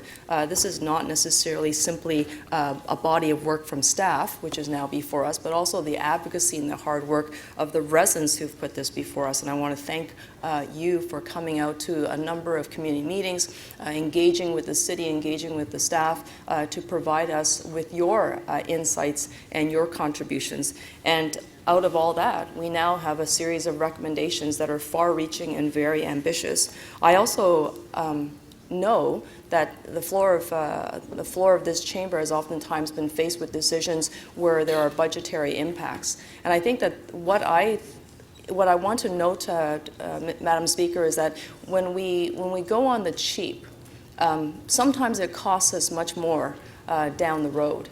And that is much more than just a financial impact, but there's actually human impact. I was able to take some time this weekend. I think we all had a very nice weekend. And I was able to visit a number of parts of the city. Some parts of it was largely connected to Canada Day celebrations, and some of it was on my own. And I was able to go to the Scarborough Bluffs. I was able to connect with the ravines. I was able to go to a number of places, including riding the trails. And of course, throughout the weeks leading up to this council debate, I've also been very much in tune to what was also happening on the island, because my best friend lives on Toronto Island, lives on Wards Island. And the impact was everywhere. Pathways were washed out. The bike trails were completely eroded. Sandbanks, landslides had taken place. Homes and not quite homes, but rather backyards, and the retaining walls were all breached. And I just wasn't sure how much was the impact already before us, and what we were going to be faced with, not just with what's happening on Toronto Islands, but rather the overall accumulated impact of the storms that just happened this past spring. And that was just a few weeks ago, let alone what is going to happen in the future. We've already seen that we're seeing far more extreme climate conditions, and the impacts are devastating, to say the least. And before we are able to even catch our breath by restoring the infrastructure and rebuilding those communities, it happens again. And so it's not lost on myself that the pathways that were washed out and the trails that were washed out and the landslides that have been taking place at Scarborough Bluffs and the ravines that are in dire crisis in Rosedale and the Mud Creek and Yellow Creek, that did not happen over a short period of time. That was an accumulation of years of neglect and not having a strategy. So when a strategy is actually placed before us today, one that actually takes into consideration what the impacts of urbanization would include, including how we build our city moving into the future with respect to green infrastructure, when we talk about the quality of life for residents, when we talk about building social equity and community benefits for both the marginalized and vulnerable communities, that is a pretty comprehensive look at building a city for the future. And we don't do this on our own. We're not doing this in isolation. We're doing this as a part of a global village of cities that are standing up and saying that they have a stake in this, what is before them. And they recognize that if we are going to be able to help ourselves in terms of this global community, it means that we have to start with what is before us right now at home. And which is why I want to just say that I will not be able to support Councillor McMahon's first motion. I don't believe that we need it. All the information is before us. Staff have already laid that out, and I think that they were really clear that these recommendations are interdependent and they are optimally timed to work together. The other motion that I cannot support is Councillor Min Wong's, Deputy Mayor Min Wong's amendment, because I believe it's that poison pill, and I don't think that we need it in order for us to advance this report. Thank you, Councillor Waltham. Councillor de Beermaker. Thank you, Madam Speaker. And I'm moving two motions. Both of them are staff report requests. The clerk has them. One of them is asking for a staff report back to the Parks Committee on ways and means that the City of Toronto could help with the zoo biogas project, also known as ZooPoo, out in the East End. But that project, and the second request for staff report is asking the General Manager of Solid Waste to look at the zoo, the organics, the biogas organics plant at the Toronto Zoo, as well as assessing opportunities for organics projects at the former Beer Road landfill site, and report back to the Works Committee as part of the next steps for developing a third anaerobic digester report. So, Madam Speaker, saying that, I actually held this report before the Mayor made it a priority item at the last council meeting because I was worried that it may not get the attention it deserved, but we've had a very thorough and successful and healthy exchange of ideas at this council chamber today. I will support this report 100%. I look at an 80% reduction target by the year 2050. And it's a target that's being adopted around the world. It's a target that I think we have to adopt, and it also has to be funded. I realize when I look at the literature, there are cities going further than us, looking at 100% reductions of greenhouse gases in Vancouver. Places like Berlin are at 95% greenhouse gas reductions. And of course, I think we all know as you reduce greenhouse gas emissions, you reduce all of the other pollutants that goes with the creation of those gases. So whether it be any form of particulate matter, any of the heavy metals, anything that is bad for human beings is connected to greenhouse gas emissions. So by reducing our greenhouse gas emissions, I think we're going to help ourselves on so many different levels, because cleaner air is cleaner for all of us wherever you happen to be. I'd like to compliment our staff and say that I think we've got it right. There's always been this argument that protecting the environment and having a healthy economy or helping people are two separate and distinct things. They're not. They're one and the same. And I appreciate that when we looked at this, when I looked at the staff report, the guiding principles for the low carbon actions that are in the report, the first one is advance social equity. So not only are we cleaning the air and protecting the environment and protecting plants, protecting our climate, protecting water quality, we're actually advancing social equity. We're trying to improve affordability, particularly for vulnerable populations. The other principle is to contribute to poverty reduction as we make these investments. There's a goal and a principle of maintaining and creating good quality local jobs and improving public health. These are things that we have to do to make sure this is a holistic approach that reaches out to every single corner of the city and makes everybody better off. The rich, the poor, the working class, doesn't matter. As we achieve these goals, everybody should benefit. When I look at the jobs created in the building section alone, 80,000 person years of employment. So by protecting the environment, by cleaning our air, we're not taking away people's jobs. We're creating 80,000 person years of employment just in this one category alone. You put it all together, another councillor mentioned earlier, it's over 300,000 person years of employment. If we adopt this strategy today, and if we fund this strategy over the next decade or however long any of us happen to be in this council chamber. I'd like to point out, Madam Chair, one of the things that the University of Toronto has done. Again, this false argument that it's the environment or the economy. The University of Toronto main campus in our city uses less energy and water today than it did in the year 2000.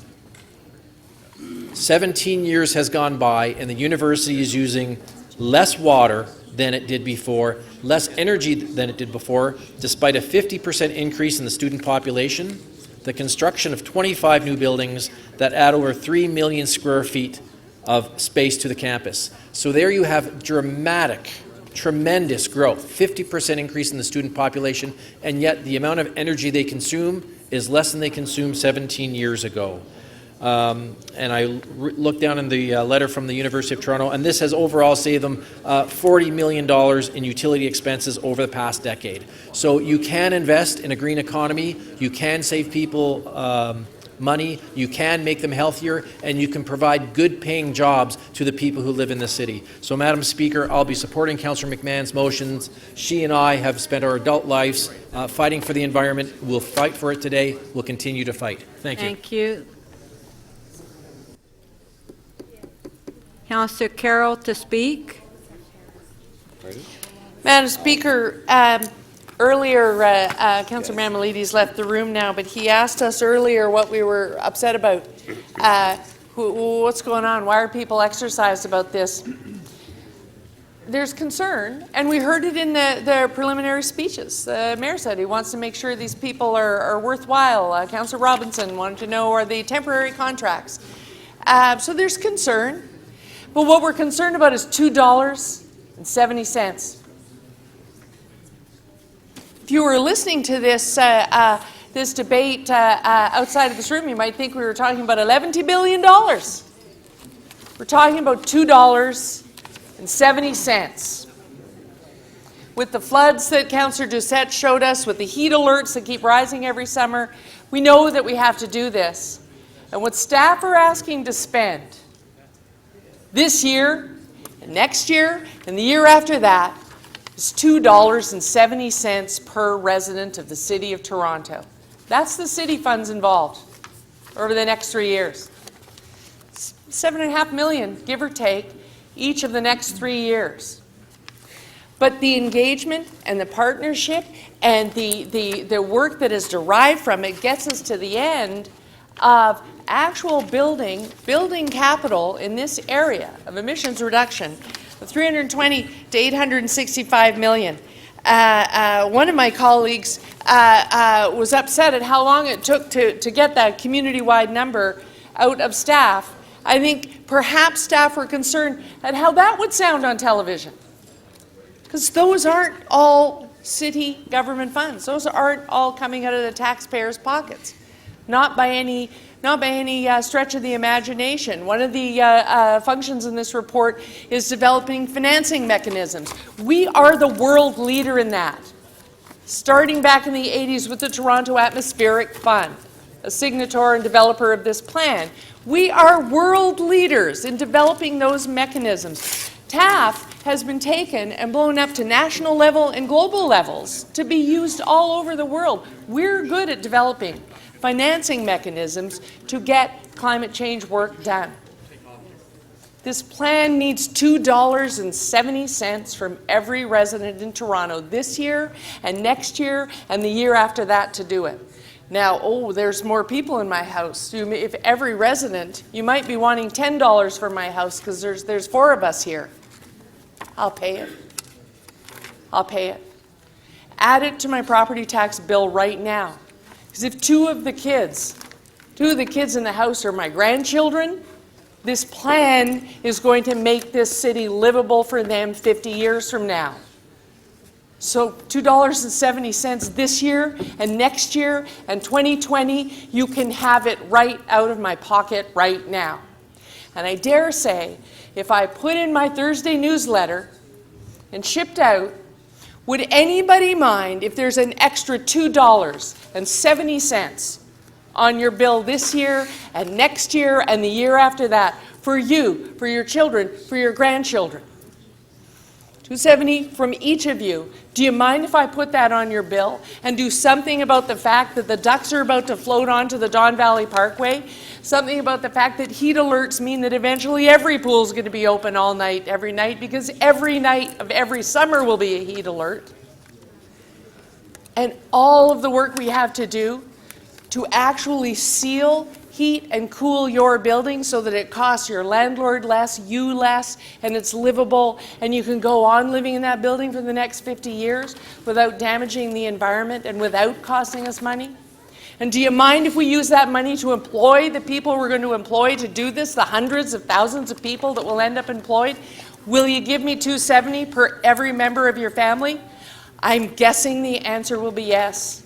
So I don't know why we need to prioritize. You're going to have my $2.70 right now. Thank you, Madam Speaker.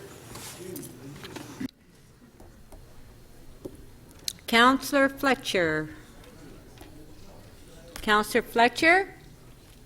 No. Councillor Kelly. All right, thank you, Speaker. Speaker, I'm going to be voting for this package.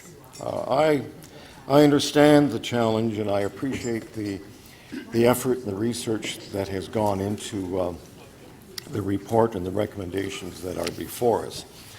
I'm also going to support Councillor McMahon's amendment. And here's why. We're all looking for results, and I would hope everyone would agree that that's the bottom line. We want carbon emissions reduced, and reduced as quickly as possible. Thirdly, because we don't have the money to accomplish our objectives by ourselves, we have to go to other orders of government to get their buy-in to what we want to do. And so, Speaker, I think that Councillor McMahon's amendment is results-based. It gives us the opportunity to do things sooner rather than later, and it affords us to build a solid case for provincial and federal investment in what we're trying to do. And frankly, Speaker, I can't see anything wrong with that. We are, as a city, and I disagree with Councillor Mamalides' interpretation of what cities do or will be expected to do in the 21st century. Increasingly, Speaker, cities are becoming important. In fact, this report indicates that while countries are having problems implementing their policies, their carbon emission policies, and the commitments they've made to them in the past, cities have a far better track record. And so I think it's a wise investment for us to do these things. And I think that having Councillor McMahon's amendment will help us to get the results we want sooner rather than later, and to build the case that we have to make with the other orders of government and the money we're seeking from them. Thank you. Councillor Shan? Thank you, Madam Speaker. I rise to support this report in its entirety.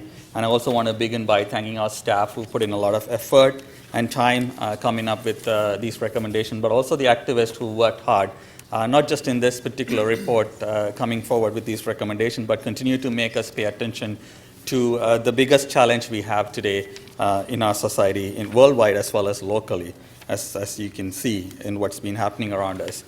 I think there is a saying that we do not inherit the earth from our ancestors, but we have borrowed it from our children. And our children in our schools, our children in our playgrounds, and children around, young people are saying that we need to take action. And I think it's the message that we should heed and hear and act upon. I'm not an environmental activist by any imagination, but I know how it's connected to social and economic justice. We know in the world that developing countries and people with less wealth are taking the brunt of the environmental issues that we face. Even though the environment is universally belonging to everybody, we see that in a micro level in our communities where people with low income, people who have less access to resources are facing the brunt of the issues of climate change and so on. So this is not just an environmental issue, it is actually a social justice, economic justice issue that we need to pay attention to. And if we are committed as a city that is committed to equity, I see this as one of the priorities. As a racial justice activist, I see this as a high priority for us to act upon. And I think there were some mentions about, are we doing the work of an MP or MPP or so on. I think it's important for us to see ourselves as leaders. The City of Toronto is leading in many areas within the country, and we have a leading role to play. We have to put our action where our mouth is before we start asking other levels of government to come forward on it. As a city, that the world is looking at, we can champion and we can lead. So I think it is within our jurisdiction to come up with a bold plan, ambitious plan, and go forward with it. I do not understand the rationale for prioritizing or asking for more information. Though the intent might be genuine, I think when we come up with a plan like this, and when we are having a bit of a consensus, let's move forward. Let's not delay it through processes that are often used to delay things. I mean, even if it's not the intent, I think it's very important for us to recognize that those steps could actually take us into the next election year and then fall by the wayside. So it's important for us to commit in its entirety. Let's do this together without putting steps in there that may willingly or unwillingly compromise the kind of direction and the movement and the momentum we have. Whether we pay now or pay later, but we will be paying much more later. And it's important for us not to burden our children with this responsibility. So I'm in support of the report in its entirety. I will not be supporting any motion that asks for more information or more prioritization. As I see, it's not necessary. It's deep enough. It's well informed, and I don't think we need to wait anymore. So let's not find a symbolic or band-aid solution. Let's commit to it together. I know this means a little bit more money for many of us, but it's something we all have got to pay to make sure that our next generation is not left hanging. Thank you. Thank you. Councillor Fletcher.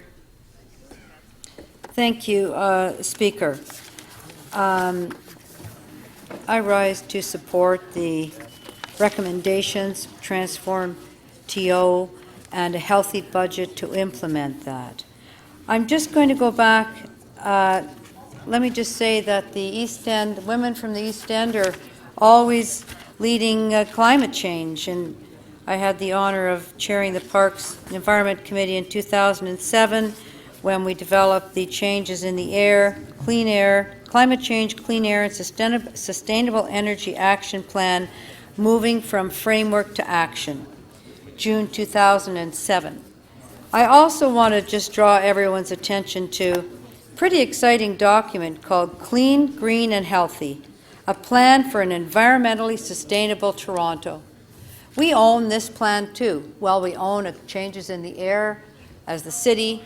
We own Clean, Green, and Healthy, which was presented as a final report from the Environmental Task Force in February 2000 to Toronto City Council. Dear Mayor Mel Lastman and members of Toronto City Council, looking for sustainable transportation, sustainable energy, green economic development, education and awareness, Councillors John Adams, Irene Jones, Joan King, Jane Pitfield, Bill Sondercook, and Councillor Jack Layton as the chair. Also, Councillor David Shiner was on here, plus a number of pretty top people in the City of Toronto, as well as someone from Local 79, Environment Canada. This was an overarching document that led to the next stage, which, as I've mentioned to you, was changes in the air, the climate change plan that outlined how to reduce greenhouse gases in the City of Toronto in the year 2000. This was developed after a lot of great public consultation. A lot of it was focused on ensuring that the city's own infrastructure was upgraded and that we were reducing our own greenhouse gas emissions.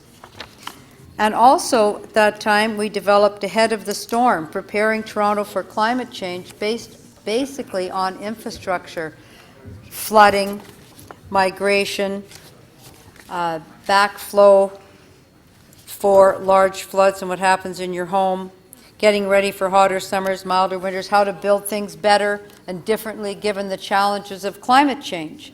So for 17 years,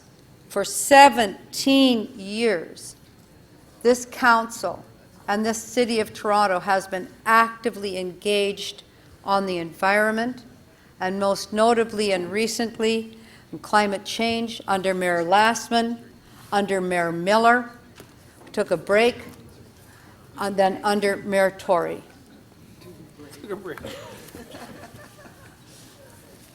And really and truly, it is so important that we grapple with this and engage ourselves. I can't remember who said, what are cities doing anyway involved with climate change? Well, all of the cities met in Paris in 2015 and signed on to the Climate Change Accord. So that's what cities have to do. We have all of the infrastructure.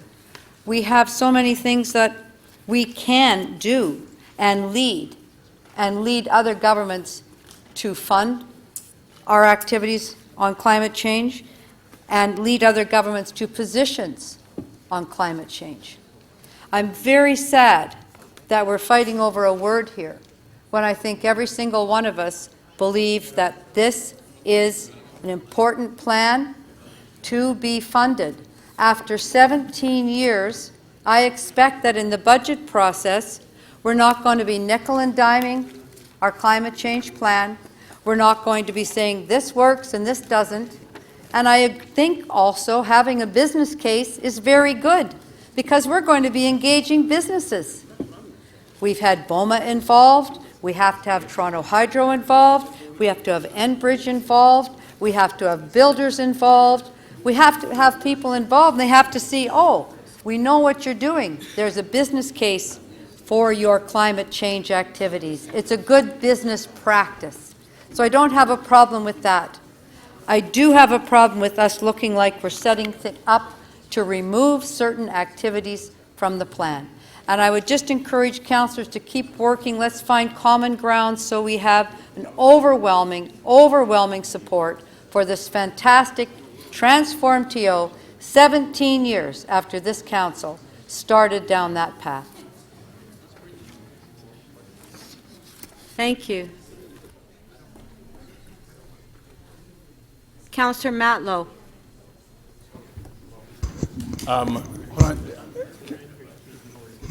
Sorry, Madam Speaker, just hold on for a moment if you would. Gentlemen, I'm sorry, just when there's noise over here, it is just difficult to, thank you. Thank you, Madam Speaker. So as a member of council, I believe that I have three options on how to move forward with this plan. I can either be willfully neglectful, I can be a hypocrite, or I can be a leader. And I believe that each one of us have the same three options. What does willfully neglectful mean? Well, to me it means to simply say, well, it's somebody else's responsibility. It's the province's responsibility. It's the federal government's responsibility. It's another country's responsibility. Yes, it is, but it's also ours because we are elected and we have an opportunity to contribute to the most impactful global challenge one can even imagine, and it's a reality. Could I be a hypocrite? Yes.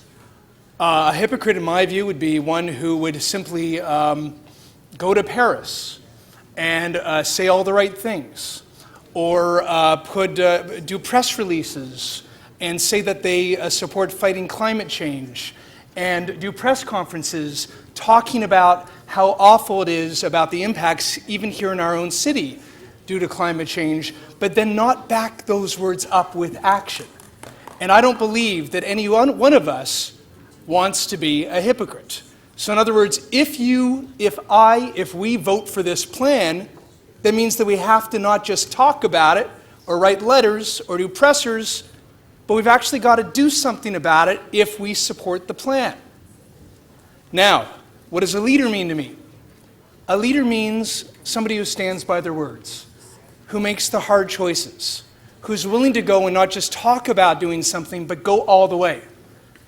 Whether it be our transit plans, whether it be our poverty reduction strategy, whether it be our Vision Zero road safety plan, not just talk about doing things, doing press releases about doing things, writing letters arguing that somebody else should do something about it for us, or writing letters so that the media will pick up on it, so then they can see how good we really are, but actually doing something about it substantively so we can go to bed that night knowing that we lived well and we led well and we did the job that we were elected to do.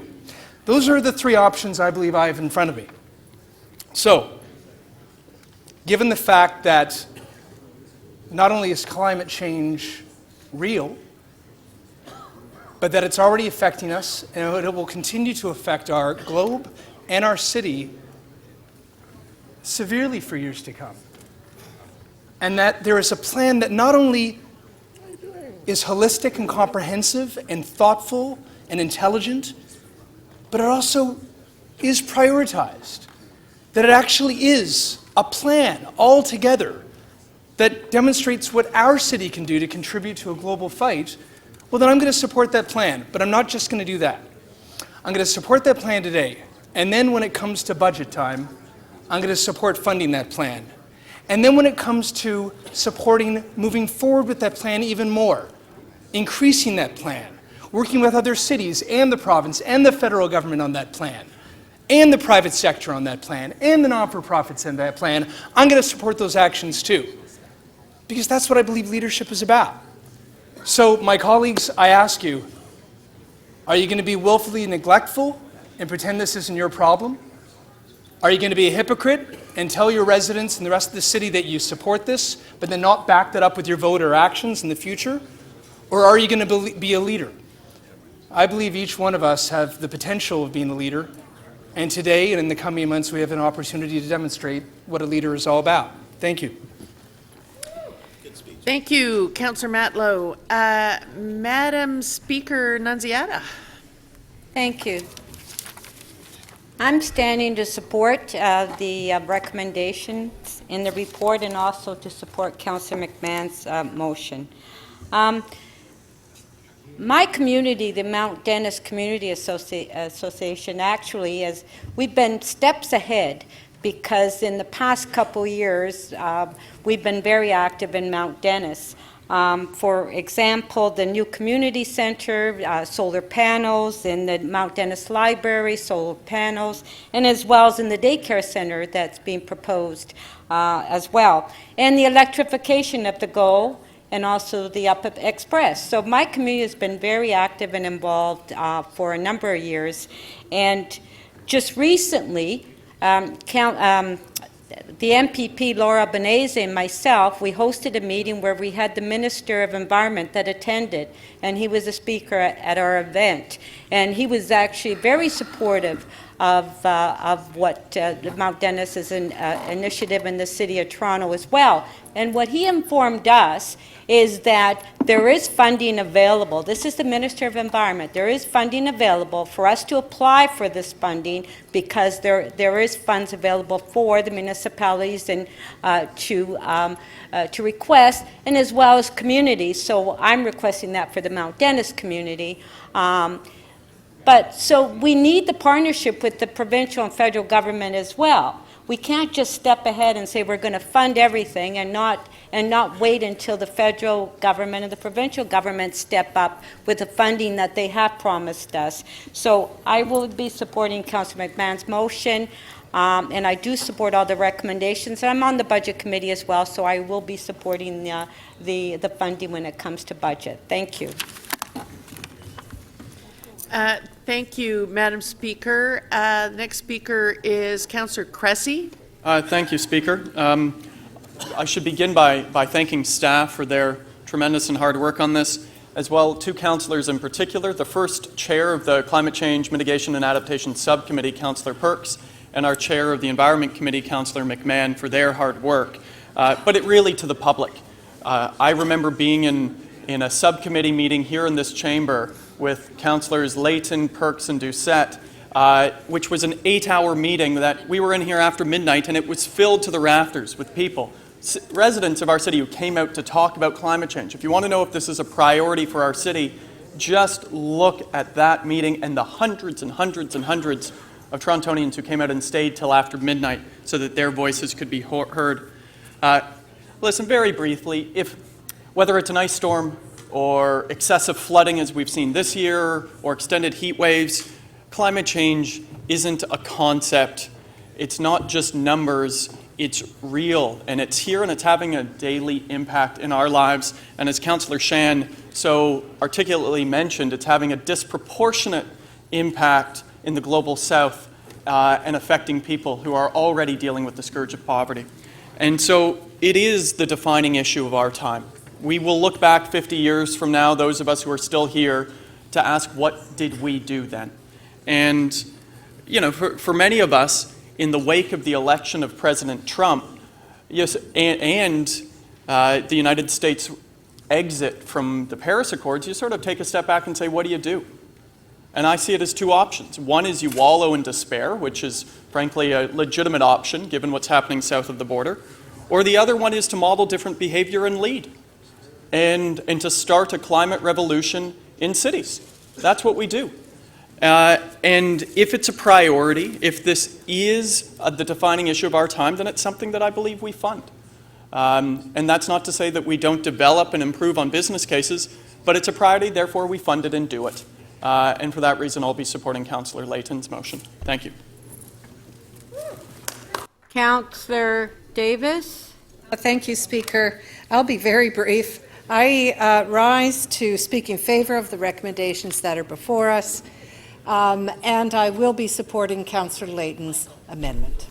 I believe that this year, an allocation of $6.7 million, next year, an allocation of $7.8 million, the following year, $7.7 million is both affordable and responsible, and we must take action.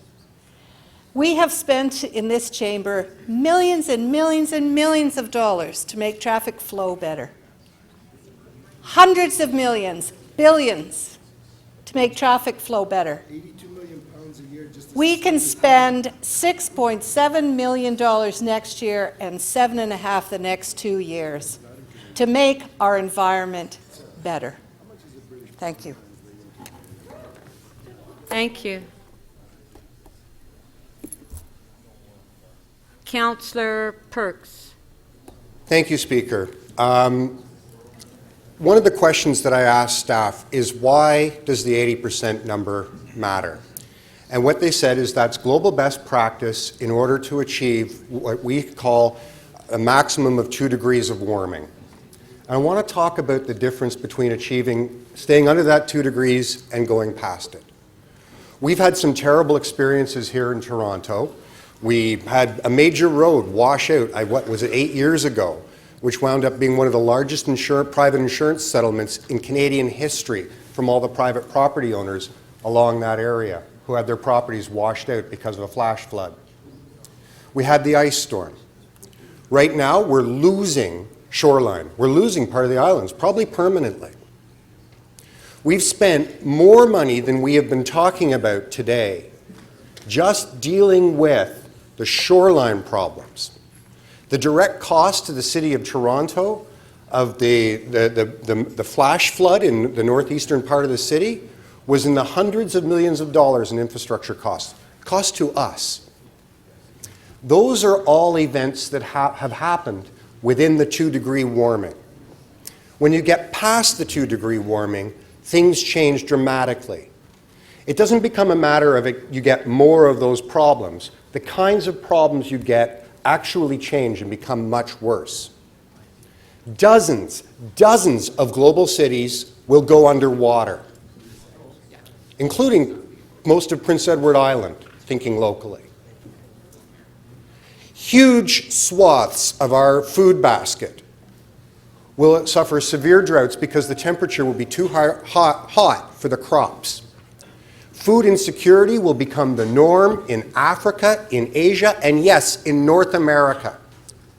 Massive droughts. You go from the kind of inconveniences we've been experiencing that cost money to a world where literally hundreds of millions, possibly into the billions of human beings live in parts of the planet that become uninhabitable.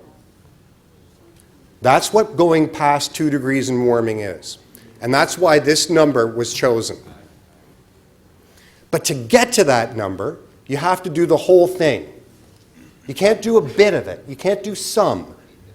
It's not like, having an extra recreation program is better than keeping it the same, but not as good as having 2. It's a qualitative difference in the future of life on this planet. And that's why fulfilling the entire program is necessary.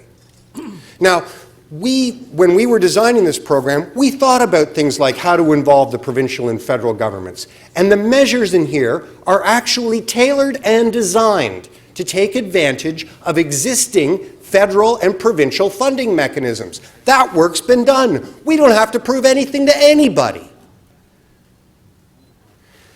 The measures are also integrated in that we do need to hire city staff to engage, alert, and activize the population of the City of Toronto. We can't go and retrofit their houses for them, or change the land use in their neighborhood for them, or change their travel habits for them, or change the amount of garbage that they throw out for them. We have to design the programs that make that easy to do, and then tell them about it. That's why you need people. That's why the different measures work together in concert. Now, there's been a big discussion about whether we can do the whole thing and whether we should prioritize it. And I was asked, why is prioritize such a bad word? So I went to our good friends at dictionary.com. Prioritize, to arrange to do in order of priority. Or two, to organize or deal with something according to its priority. The reason you set the list of priorities is because you're deciding you can only do some of them. Now, maybe later you can do some others. But as we heard from staff, the measures only work as an integrated package. That if we don't act early, we don't accomplish the goal. So this is a hard decision, I know. It's one of those occasions when we are asking staff to go ahead and make a commitment, we're going to do this. And if you vote for Councillor McMahon's motion, you're saying maybe we're going to do it. I've asked staff, what happens to Councillor Layton's motion if Councillor McMahon's passes? It becomes redundant.